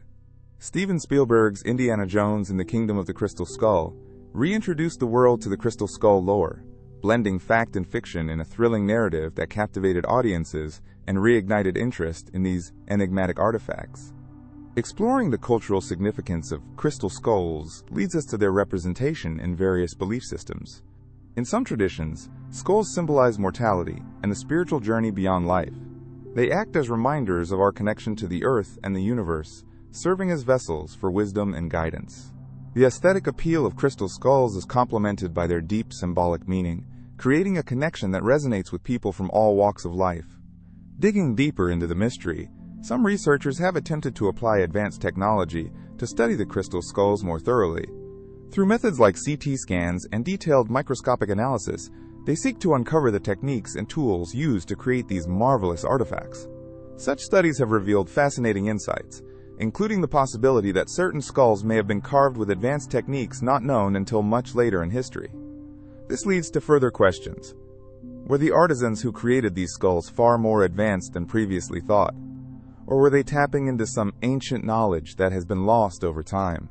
The crystal skull mystery also invites discussions about the broader themes of our connection to history and the artifacts we choose to hold sacred.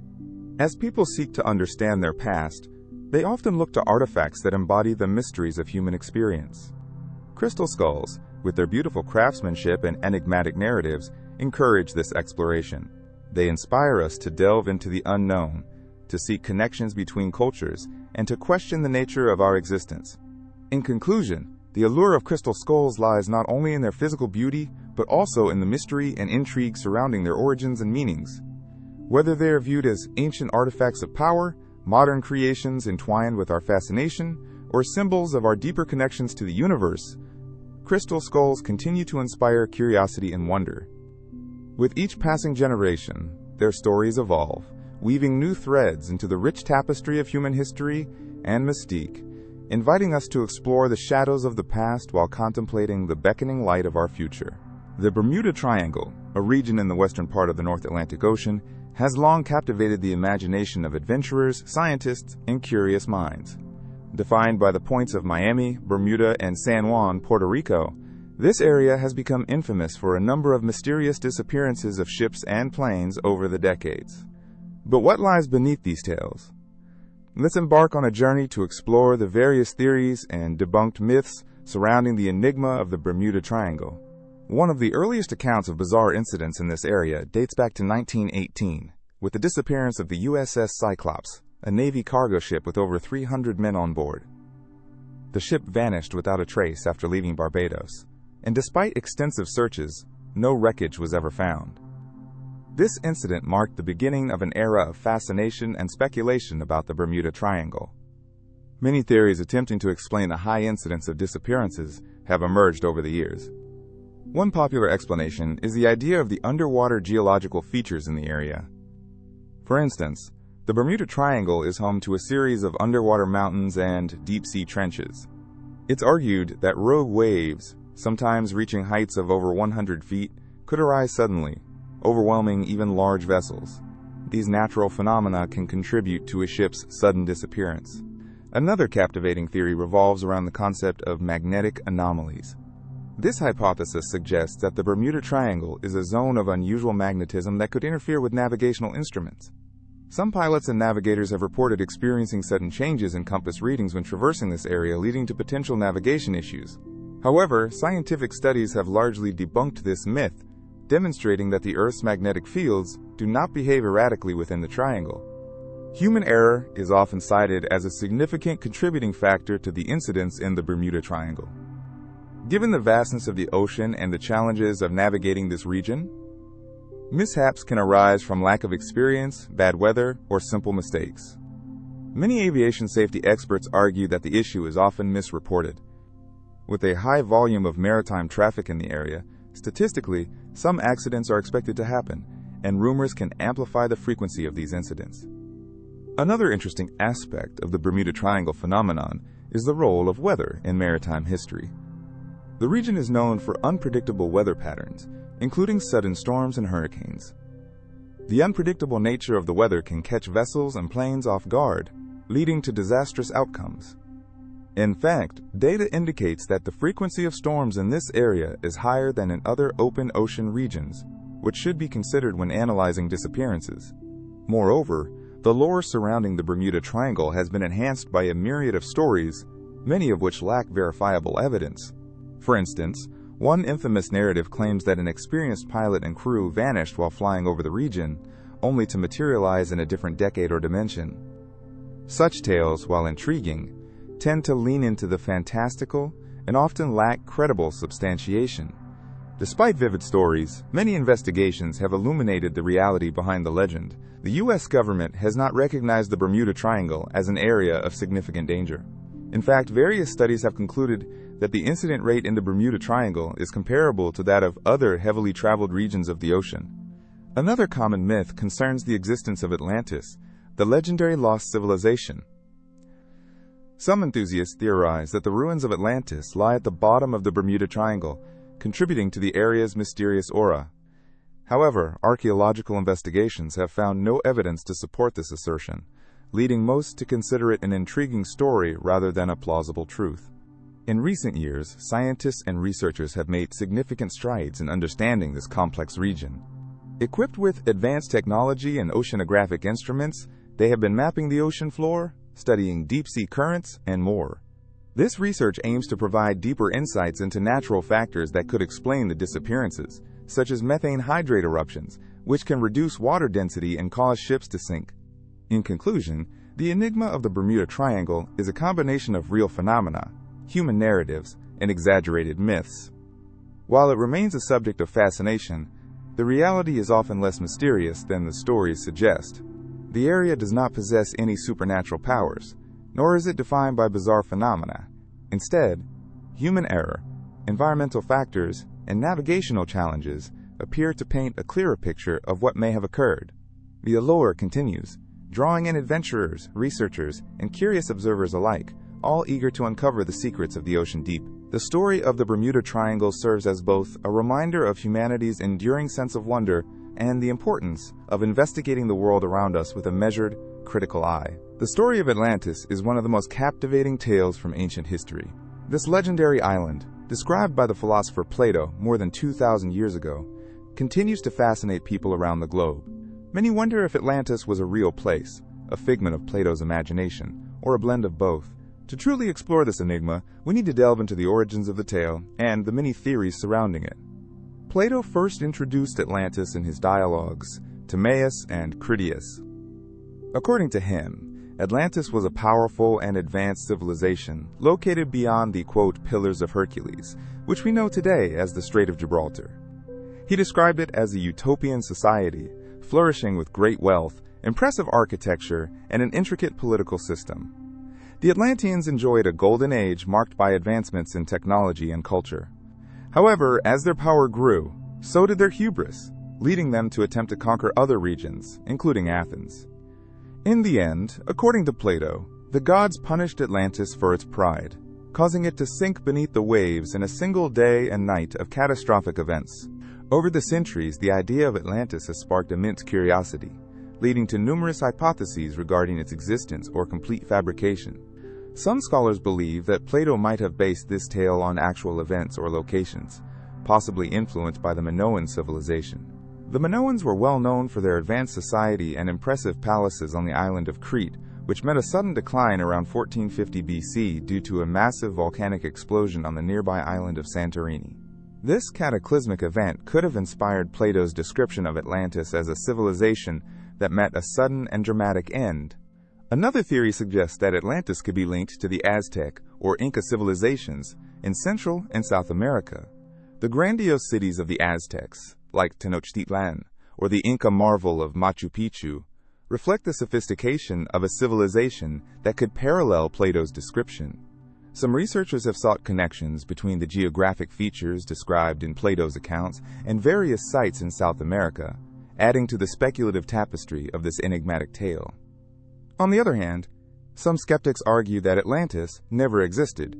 They posit that Plato's story was simply an allegory, a philosophical narrative meant to illustrate his views on morality, politics, and the consequences of greed. In this interpretation, Atlantis serves as a cautionary tale warning societies about the dangers of power and ambition. This viewpoint gains traction, especially since Plato himself stated that he received this story from his ancestor, Solon, who traveled to Egypt. The Egyptian priests supposedly shared the tale of a lost civilization that experienced divine retribution, suggesting a cultural transmission rather than a factual account. Beyond academic circles, Atlantis has captured the imagination of adventurers and treasure seekers. Many expeditions have been launched in search of the lost city, with some claiming to have found evidence that confirms its existence. Areas in the Caribbean, the Mediterranean, and even Antarctica have been proposed as potential locations for Atlantis. The Bermuda Triangle has also been suggested, playing into the mysteries surrounding that infamous region of the ocean.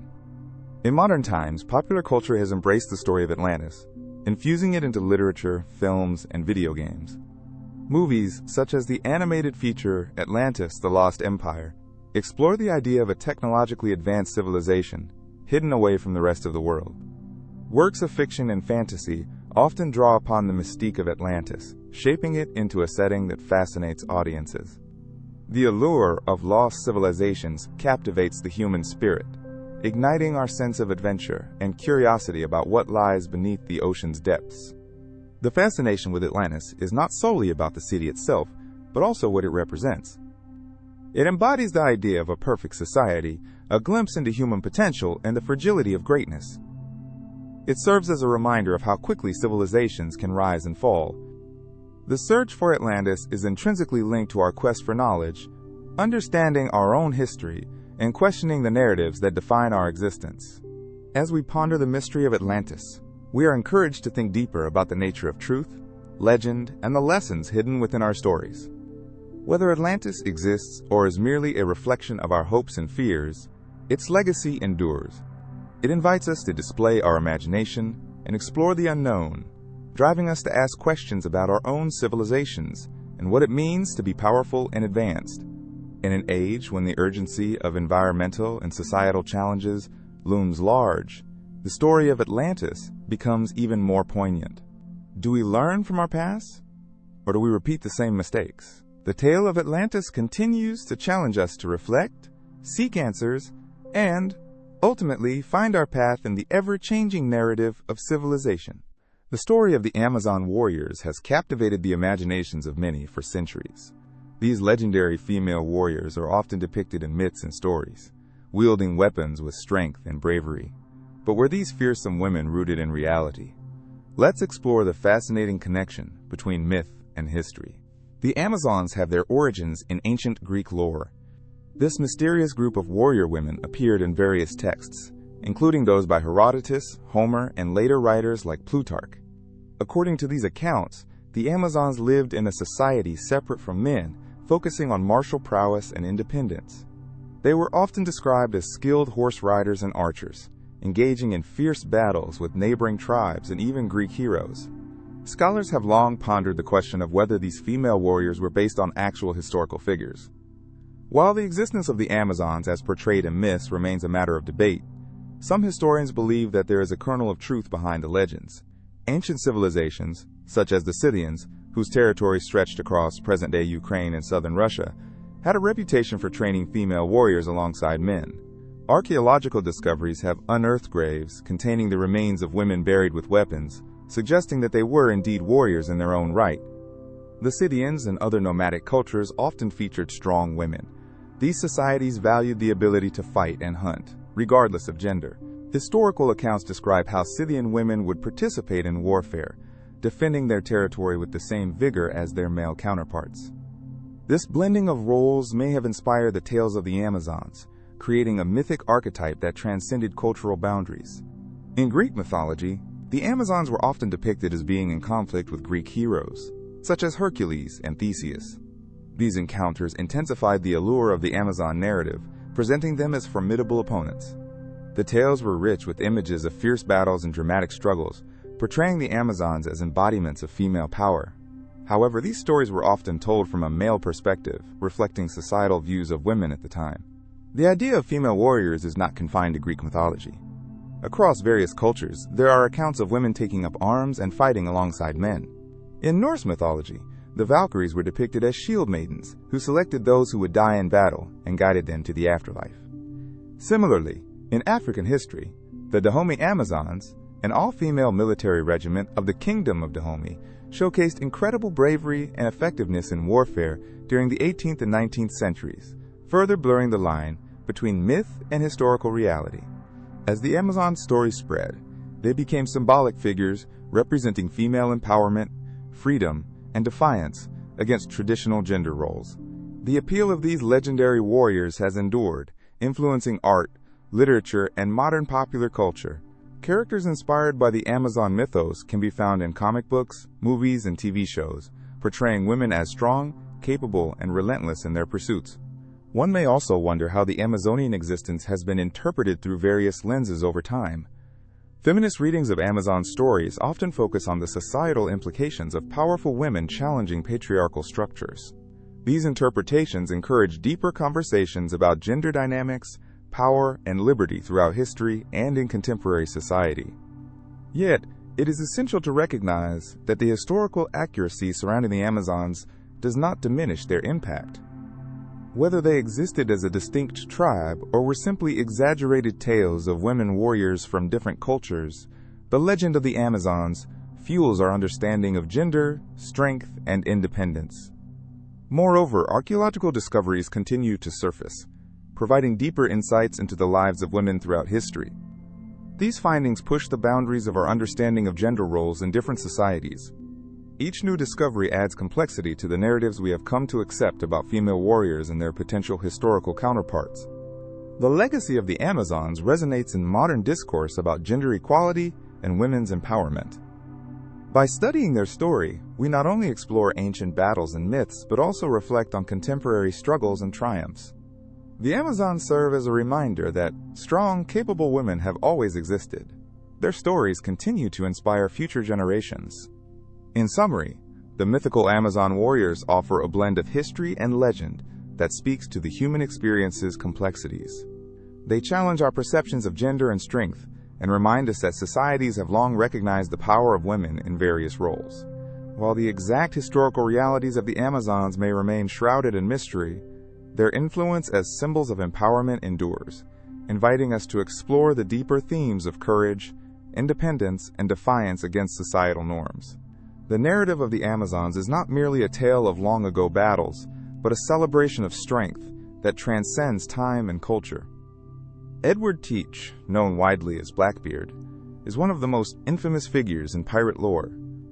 His image evokes fear and fascination, with images of a fearsome man, his thick beard adorned with slow-burning fuses, terrifying his enemies.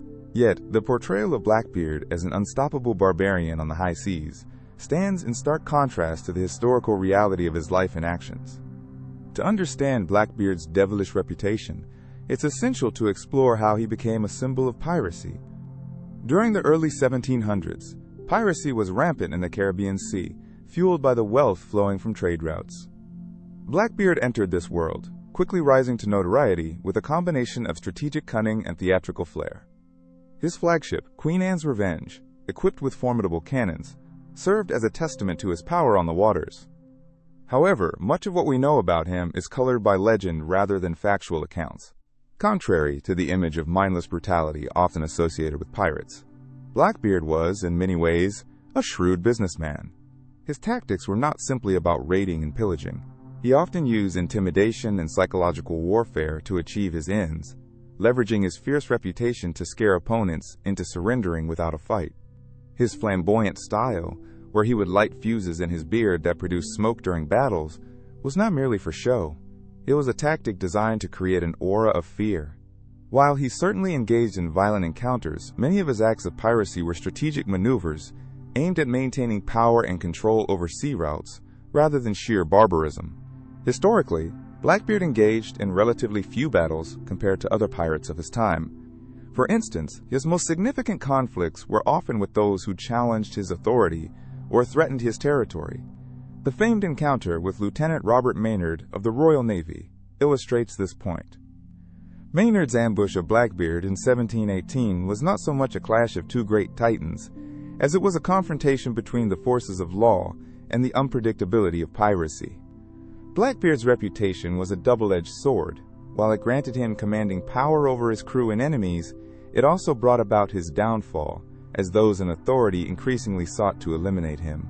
This juxtaposition of reality and reputation is further reflected in Blackbeard's decision to retire from piracy. After a brief period ruling the waters, he settled down in North Carolina, where he led a comparatively quiet life. This shift illustrates that the persona he cultivated was partly a means to an end. By maintaining his fearsome reputation while engaging in trade and local politics, Blackbeard cleverly navigated the shift from piracy to a more stable existence, albeit temporarily. The legacy left behind by Blackbeard has evolved over time, with media and literature embellishing his character and actions. Works like the classic Treasure Island or more recent movies depict a romanticized version of piracy, where characters embody extremes of heroism and villainy. These stories generate a sense of adventure, but also contribute to the myth of Blackbeard as a brutish figure who dominated the seas. Interestingly, aside from battles and treasure, Blackbeard was also embroiled in various controversies involving loyalty and politics. His involvement with the local government of North Carolina often gets overshadowed by tales of his piratical exploits. It's commonly known that he had connections with Governor Charles Eden, indicating a more complex intertwining of piracy and governance than simply viewing pirates as outlaws operating outside the law. This relationship showcases that piracy was not merely an unlawful enterprise, it was deeply embedded in the socio-political fabric of the time. As we explore Blackbeard's life and legend, we uncover a tapestry woven from threads of truth and exaggeration. While his reputation as a merciless pirate persists, historical accounts reveal a man who relied on cunning and bravado to achieve his goals, operating within a system that offered him both opportunities and dangers. The contrast between the feared pirate's reputation and historical reality invites us to question how narratives are formed and the role of storytelling in shaping our understanding of figures like Blackbeard. In a broader sense, examining Blackbeard's legacy serves as a reminder of the dichotomies present in all narratives.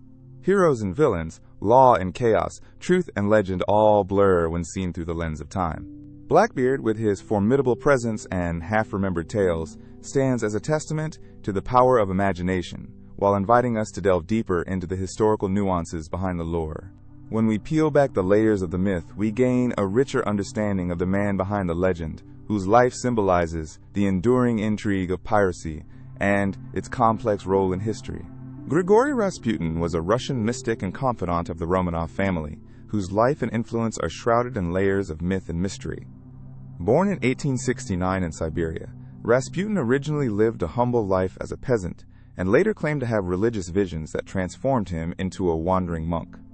His rise to power began in earnest when he caught the attention of Emperor Nicholas II and Empress Alexandra, particularly because of his purported ability to heal their son, Alexei, who suffered from hemophilia. This connection would ultimately change the course of Russian history. Rasputin's influence reached its peak during the early 20th century, a time of political turmoil and social upheaval in Russia. As the country grappled with rapid modernization and the strains of World War I, Rasputin became a controversial figure at the heart of the royal court. Many in Russia viewed him as a mysterious oracle with uncanny powers, while others saw him as a manipulative charlatan. This dual perception of Rasputin, both a revered mystic and a reviled figure, set the stage for his infamy. The enigmatic Rasputin held considerable sway over the royal couple, particularly the Empress. His ability to provide comfort and hope in their personal struggles with Alexei's illness made them deeply reliant on him. The royal family's increasing dependence on Rasputin would soon fuel public outrage. Many saw him as an outsider who had infiltrated the very heart of Russian governance, a non-aristocrat interfering with affairs of state. The common people and the nobility viewed Rasputin's influence with growing suspicion, stirring rumors that he was involved in political decisions. Rasputin's presence at the court came to symbolize the moral decay within the monarchy. Critics of the regime painted him as a nefarious force, whispering poison into the ears of the royals, leading them to disastrous decisions during a time when Russia desperately needed strong leadership. His alleged interference in governmental appointments and military strategies became a rallying point for those who wanted to blame the mismanagement of the war on this so-called mad monk. Some stories surrounding Rasputin are as sensational as they are embellished. For instance, tales of lavish parties, debauchery, and supernatural charm painted him as a figure of scandal. The narrative grew that he was not only a spiritual advisor, but also a puppeteer pulling strings behind the scenes. This image played into the fears and imaginations of a society grappling with change and uncertainty. The more outlandish the tales, the more entrenched Rasputin became in popular culture, fueling a mythology that transcended his actual influence. United in their disdain for Rasputin, various factions began to conspire against him, culminating in his assassination in 1916. The drama surrounding his death was equally theatrical, as accounts describe several attempts to kill him, ranging from poisoning to gunfire. The myth grew even larger after his death. Rasputin became a symbol not just of corruption within the royal family, but also of the broader decline of the Russian Empire. The political narrative surrounding Rasputin positioned him as a scapegoat for everything that went wrong in the final years of the Romanovs. With the empire crumbling, some sought to point at Rasputin as the embodiment of the failings of the monarchy. Historical interpretations often simplified the complex socio-political dynamics at play by reducing them to the influence of one man. Moreover, Rasputin's name became associated with the mystique of the occult and dark magic. Writers, poets, and artists began to weave his story into their works, further entrenching his presence in the cultural imagination. He became a subject of fascination, representing the intersection of the mystical and the political, a man whose power over life and death seemed almost supernatural. As the Soviet Union formed, Rasputin's story morphed again. His life became a cautionary tale about the dangers of unchecked authority and the influence of outsiders within political realms. In modern times, he is often characterized as a tragic figure, caught between the old world and the new, a person whose life exemplifies the tumultuous transitions of early 20th century Russia. Though Rasputin's direct political influence seems to have been more illusion than reality, the myth surrounding him continues to capture the imagination. His story unfolds like a tapestry of intrigue, mysticism, and ultimately tragedy. Over a century since his death, Rasputin remains a figure of enduring fascination, embodying both the allure of power and the dangers that accompany its misapplication. Through the lens of popular myth, he transforms from a mere court advisor into an archetype of downfall, reminding us of the complexities of fate, belief, and the shadows of history. The enigma of Rasputin is not merely about one man's influence, but reflects a time when empires were on the brink of collapse, shaking the foundations of a society in transition. Tim Berners-Lee is often credited as the inventor of the World Wide Web, but many people misunderstand the nature of his work and the intentions behind it. It is essential to clarify these misconceptions and appreciate the vision he had for a connected world. Firstly, many believe that the Internet and the World Wide Web are the same things. While they are related, they are fundamentally different. The Internet refers to the global network of servers and connections that allows for data to be transmitted around the world. In contrast, the World Wide Web is a collection of information accessed via the Internet, facilitated by web browsers. Berners-Lee's innovation was to create a system that allowed for easy access to this information through hyperlinks, using the Hypertext Transfer Protocol and the markup language called HTML. Another common misconception is that Berners-Lee created the web solely to share research information. While his initial motivation stemmed from his work at CERN, where he wanted to improve communication among scientists, his vision quickly expanded beyond academic circles. He imagined a platform that would enable anyone with access to the internet to share information freely. This democratization of information is at the heart of the web's purpose, promoting collaboration and the sharing of ideas across barriers. Some may also think that Berners-Lee intended to create a commercial platform. In reality, he was opposed to the commercialization of the web in its early days. Berners-Lee's vision was rooted in the idea that the web should be a free resource available to all, without the constraints of profit-driven motives. He famously refused to patent his invention, believing that the web should remain an open and accessible space. This principle of openness undergirded his work, encouraging innovation and creativity among developers worldwide. Another misconception is that the web's creation solved all connectivity issues. While the World Wide Web greatly increased access to information, it did not eliminate the digital divide. Many still lack reliable internet access, and Berners-Lee acknowledges that access inequality remains a pressing challenge. His vision includes bridging these gaps to ensure that everyone can enjoy the benefits of the web. It's also important to clarify the role of social media and online platforms in relation to Berners-Lee's original vision. Although social media and various content platforms dominate our online experiences today, they were not a part of his initial concept. Berners-Lee envisioned a web where users would control their own data and how they engage with content. In his mind, the web was not just about consuming information, but about actively participating and sharing in its creation. Modern concerns about data privacy and control can be traced back to this original vision, highlighting the need for more responsible practices in the development of online platforms. Additionally, there tends to be a misconception that the web is an entirely private space. In fact, it is fundamentally public, and much of the information shared online can be indexed and accessed by anyone, as long as it is not protected by security measures. Berners-Lee believed that a public web fosters transparency and accountability, key components in building trust and collaboration among users. He championed the importance of education and understanding in navigating this space, promoting a more informed community. Finally, some may think that the World Wide Web is a finished product, but it is, in fact, an ever-evolving entity. Berners-Lee continues to advocate for advancements that align with his initial vision, exploring new technologies like the semantic web, which aims to create a more interconnected and intelligent web. This ongoing evolution emphasizes that the web is not just a static tool, but a living environment that adapts and grows with user needs and technological advancements. In conclusion, Tim Berners-Lee's vision for the World Wide Web was ambitious and forward-thinking. By demystifying some common misconceptions surrounding its creation and purpose, we gain a clearer understanding of its potential. It was not merely about information sharing for academic purposes. It was about fostering a global community, ensuring access, maintaining public discourse, and empowering individuals. His commitment to an open, accessible web remains relevant today as the landscape continues to evolve.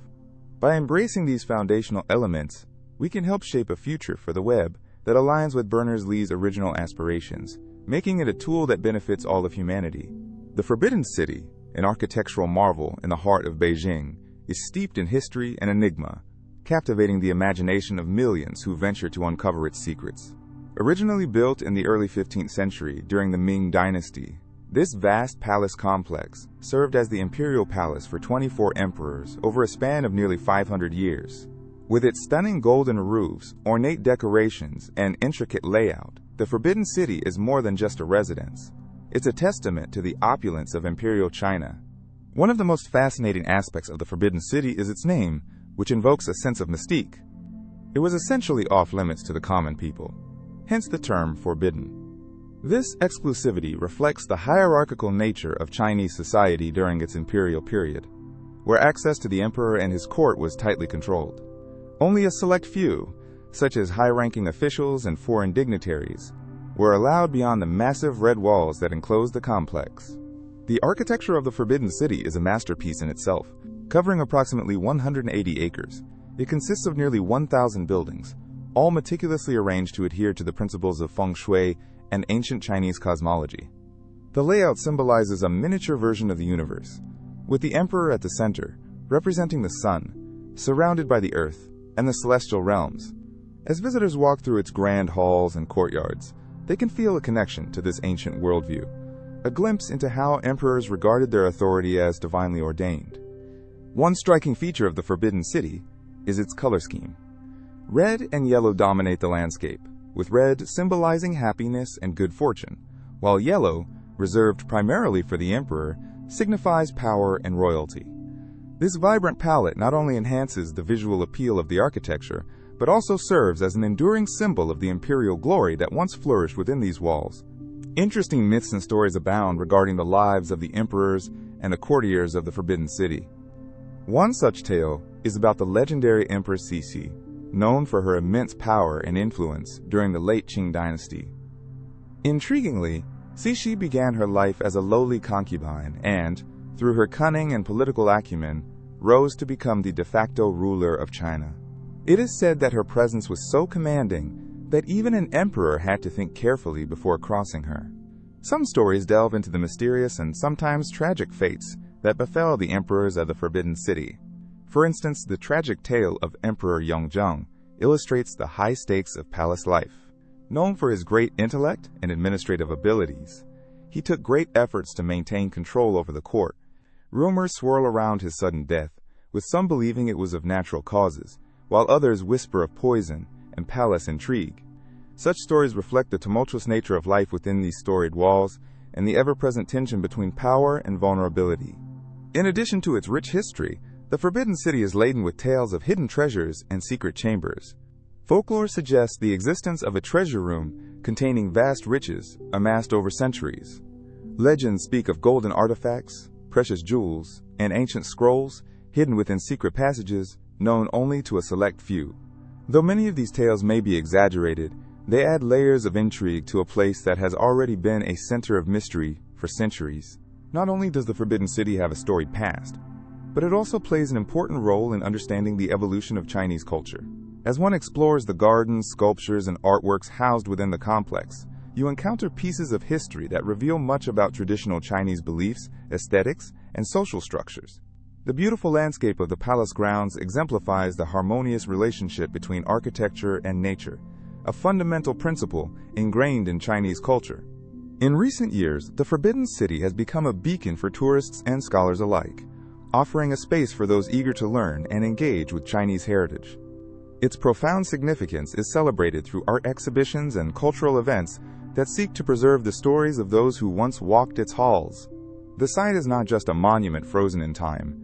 It is a living, breathing representation of the continuity of Chinese civilization. With each visit, the Forbidden City shares its narratives, blending the ancient with the present. Exploring its winding paths and majestic structures encourages a deeper appreciation for the complexities of history, while inviting reflections on power, artistry, and the human experience. Ultimately, the Forbidden City remains an iconic symbol of China, an architectural gem filled with secrets waiting to be uncovered, inviting all who enter to ponder its rich tapestry of past and present. Whether it's tracing the steps of emperors or meditating on the artistry that adorns its walls, each moment spent within this grand realm offers a glimpse into the depths of human ambition, creativity, and mystery. In the late 19th century, Hawaii was a chain of islands rich in culture and history, with a unique monarchical system that had endured for centuries. The Hawaiian Kingdom, established by King Kamehameha I in 1810, had a vibrant society that thrived on agriculture, trade, and a deep connection to the land.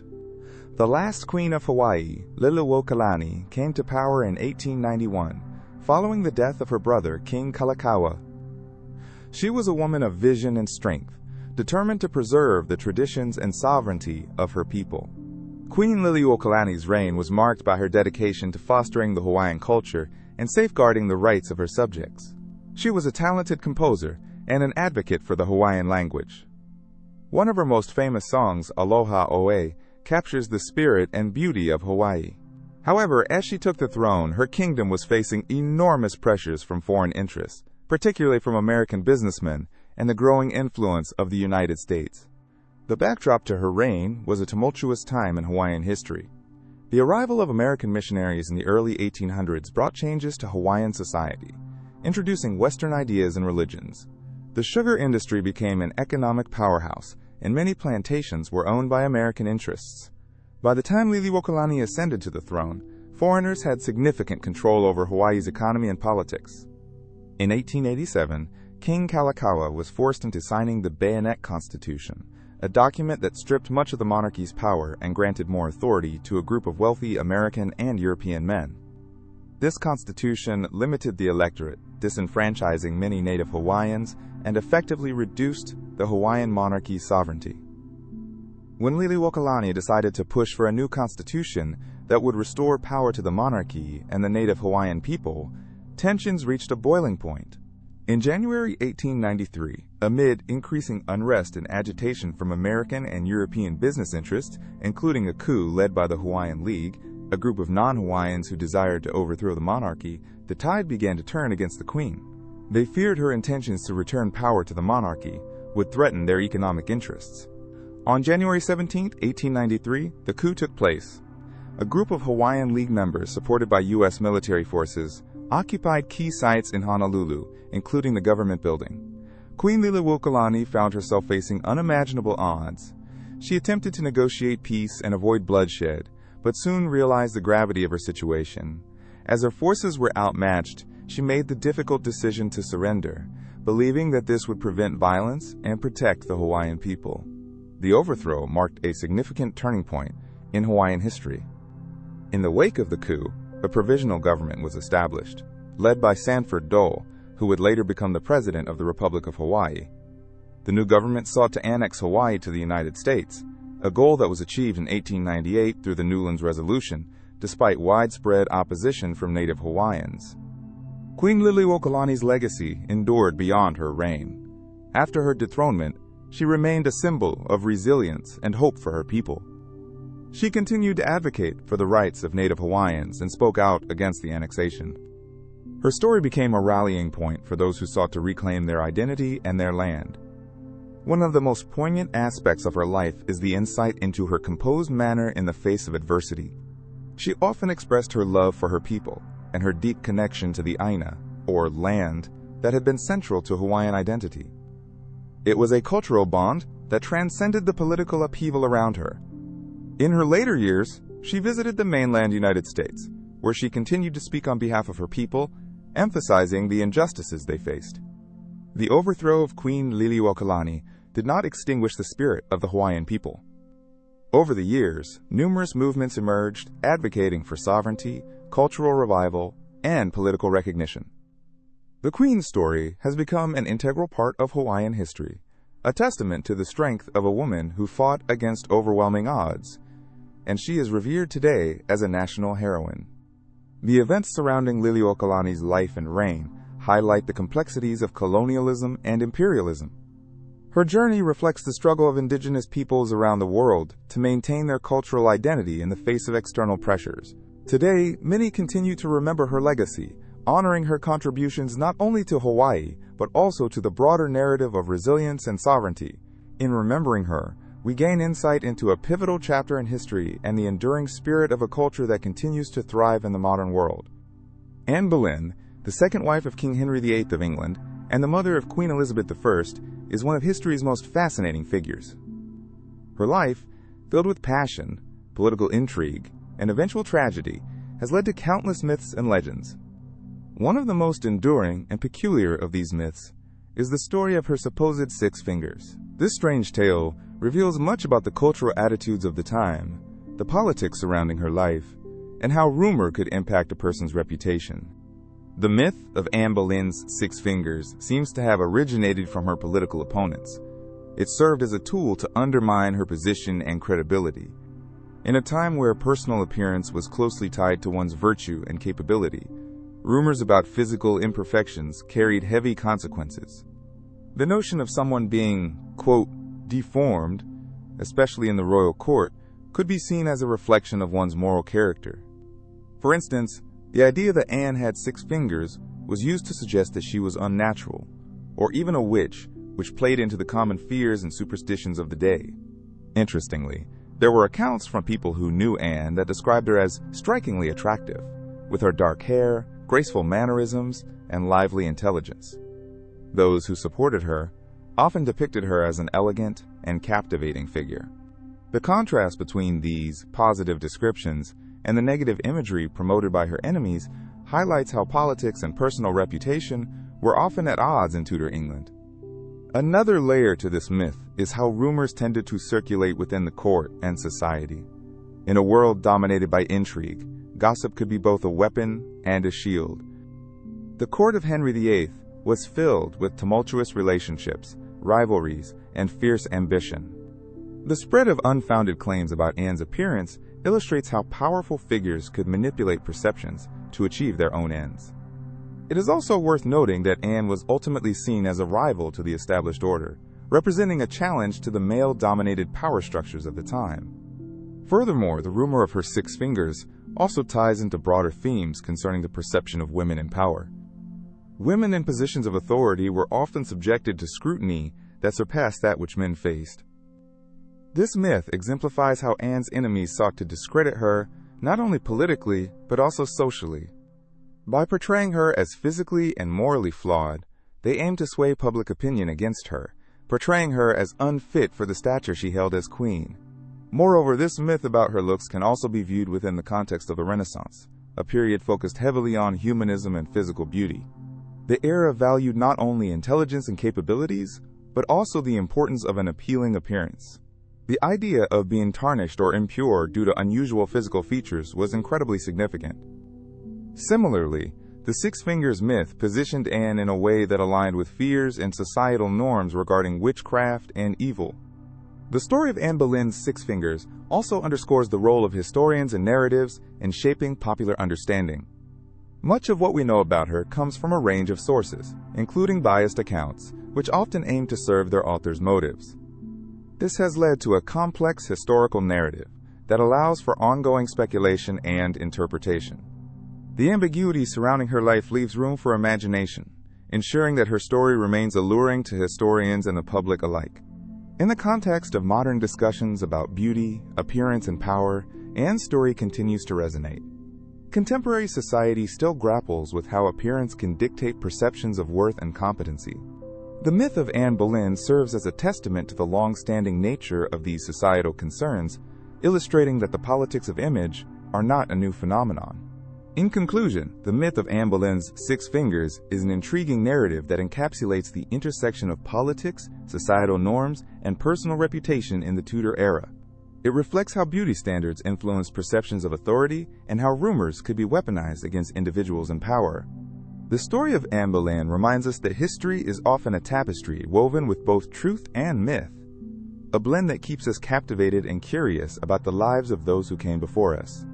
Through examining these narratives, we gain insight not only into historical figures, but also into the societal constructs that continue to shape our understanding of leadership, feminism, and reputation.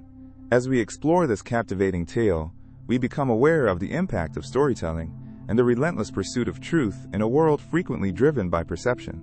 Adolf Hitler, a name that resonates throughout history, is best known for his role as the dictator of Nazi Germany during World War II. However, behind the facade of a powerful leader, there are numerous rumors and myths surrounding his health and lifestyle that have captivated historians and the public alike. Among these tales is an intriguing narrative about his alleged addiction to a seemingly innocuous kitchen utensil, the tablespoon. To understand this peculiar claim, we must first delve into the broader context of Hitler's health. As World War II progressed, reports indicated that Hitler's physical and mental state began to deteriorate. Many accounts suggest he grappled with various ailments, from tremors and gastrointestinal issues to serious psychological challenges. Some historians believe that these health problems could have influenced his decision-making, leading to increasingly erratic behavior during the war. The rumors surrounding Hitler's use of substance drugs gained traction in various circles. It is well documented that he was a patient of Dr. Theodore Morell, his personal physician. Morell administered multiple treatments, some of which contained potent substances. Allegedly, Morell prescribed a range of medications, including a concoction called vitamins and tonics, which reportedly included methamphetamine. The implications of using such substances are significant, as they could have altered Hitler's perception and actions during crucial moments in history. However, the story takes a unique twist with the unexpected mention of a tablespoon. Some anecdotes suggest that Hitler developed a peculiar habit involving this very utensil. According to various sources, he would often ask for a tablespoon to facilitate his consumption of certain medications, particularly those that were administered in liquid form. This led to speculative conversations about whether he had developed an unusual dependency or even ritual around the use of this item. The imagery of a dictator meticulously using a tablespoon might seem strange, yet it highlights a bizarre truth about his character and state of mind. This behavioral quirk could symbolize deeper issues related to control, obsession, or a need for order in an exceedingly chaotic reality. Historians have suggested that the act of spooning a specific amount of medication could have been a futile attempt to impose some sort of routine amid the turbulence of the times. Additionally, the tablespoon habit has fueled endless speculation about the extent of Hitler's drug use. While many details remain murky, the intertwining relationship between his health, mental state, and the substances he consumed paints a complex picture. Some have even drawn parallels between Hitler's reliance on medication and similar patterns observed in contemporary leaders, thereby igniting discussions about the potential implications of drug use on governance. Interestingly, the notion of addiction, particularly in this context, cannot be easily dismissed. The loss of power and autonomy many individuals experience in times of addiction can mirror the very power dynamics that defined his regime. As he continued on a path riddled with troubling decisions and an increasing number of enemies, might the tablespoon have represented one element in a larger mosaic of his waning control? Moreover, the fascination with this aspect of Hitler's life can also reveal insights into the broader societal understanding of addiction and its stigma. By examining a historical figure such as Hitler through the lens of his alleged dependence on something as simple as a tablespoon, we engage in a meaningful dialogue about how addiction is perceived and how it can manifest in various forms. The legacy of Hitler is marked by more than just his political practices or military strategies. It is also a narrative punctuated with the personal struggles of a man who, despite his fearsome reputation, faced demons that affected his life and leadership. The tablespoon, whether viewed as a mere tool or a metaphor for his complexities, serves as an entry point into understanding the darker layers of a man who shaped the course of history. In the end, stories like that of Hitler's tablespoon habit remind us of the humanity buried beneath historical figures. They compel us to consider the myriad influences that impact decision-making, including personal health challenges and psychological struggles. As we reflect on this peculiar yet profound narrative, we uncover the intricate tapestry of history that intertwines personal vulnerabilities with the grand ambitions that can lead nations to war. Thus, while the tales around Hitler's tablespoon may seem bizarre, they offer a fascinating glimpse into the man behind the myth, reminding us that even the most infamous figures are not exempt from the trials and tribulations of human existence. The tale of St. George and the Dragon is one of the most captivating legends in Western history, weaving together elements of myth, faith, and historical intrigue. St. George, revered as a warrior saint, has inspired countless generations with his bravery and valor. But before we dive into the story itself, it is essential to understand the historical backdrop against which this mythical narrative unfolds. The figure of St. George is believed to have originated in the early centuries of Christianity, with historical accounts suggesting that he lived during the late 3rd century. George was likely a soldier in the Roman army, enforcing the rule of Emperor Diocletian. What sets him apart from other soldiers is his unwavering advocacy for Christianity during a time when it was often persecuted. Legend has it that Georgius, as he was originally known, was born in Lydda, which is in modern-day Israel. He became a martyr, eventually being executed for refusing to renounce his faith, which bolstered his status as a holy figure. Now, let's explore the legendary aspect of St. George, which has taken on a life of its own over the centuries. The most famous part of his story involves his confrontation with a dragon. The scene unfolds in a quaint town plagued by a fearsome dragon that has demanded tribute from its residents. This tribute was typically paid in livestock, but when the animals ran out, the townspeople resorted to offering a daily human sacrifice, chosen by lottery. This terrifying arrangement left the villagers in despair, fearing for the fate of their loved ones. When St. George arrives in the town, he learns of their plight. Instead of fleeing or retreating, he boldly confronts the dragon. Armed with nothing but his faith and courage, he rides into battle. The dragon, a symbol of chaos and evil, represents not just a literal beast but also the struggles and fears that we all encounter. St. George's journey to the dragon's lair serves as a metaphor for facing personal demons and overcoming insurmountable challenges. In the heat of battle, St. George uses his lance to charge the dragon. As with many legends, The encounter symbolizes the victory of good over evil, with George emerging triumphant. Once he has slain the dragon, he presents the townspeople with the creature's carcass, a testament to their liberation from fear. This act transforms St. George into a symbol of hope. The villagers rally around him, converting to Christianity and forever grateful to their Savior. The tale of St. George has evolved, taking on different meanings across cultures and traditions. In various Christian denominations, St. George is venerated not only for his martyrdom, but also as a patron saint of soldiers, knights, and even various countries. His legacy is cemented in the medieval chivalric code, where he embodies the virtues of bravery, honor, and selflessness. While the legend itself is captivating, it is intriguing to juxtapose these mythological elements with historical context. Some scholars suggest that St. George's dragon may have been inspired by ancient cultures that used dragon-like creatures to embody natural disasters or chaos. In early medieval Europe, stories of dragons often reflected the complexities of humanity's struggle against nature and the unknown. This narrative technique served both as entertainment and as a moral lesson about courage, faith, and the fight against evil in all its forms.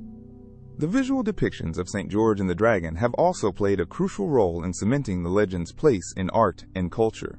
Paintings, sculptures, and stained glass windows throughout churches and cathedrals showcase this epic confrontation. Artists have portrayed the moment with rich symbolism, where the dragon often appears dark and menacing, while St. George is usually shown adorned in shining armor representing purity and heroism. The contrast serves to amplify the message of virtue triumphing over malevolence. In modern culture, the image of St. George has persisted, appearing in various forms of media, from literature to films. The story continues to resonate with audiences, partly due to its universal themes of courage, sacrifice, and the battle against seemingly insurmountable odds. Festivities honoring St. George are also celebrated in various parts of the world, most notably on his feast day, observed on April 23rd. These occasions often feature parades, reenactments, and community gatherings that celebrate the enduring legacy of his story. The tale of St. George and the Dragon invites reflection on our own lives. Just as the townspeople face their fears, we too encounter dragons of our own, whether they come in the form of personal challenges, societal issues, or internal struggles. The legend encourages us to take a stand, confront our uncertainties, and believe in our capacity to emerge victorious. It transcends time and geographical boundaries, reminding us that the quest for bravery and integrity is a universal journey. As we immerse ourselves in the story of St. George, it becomes evident that he is much more than a legendary hero.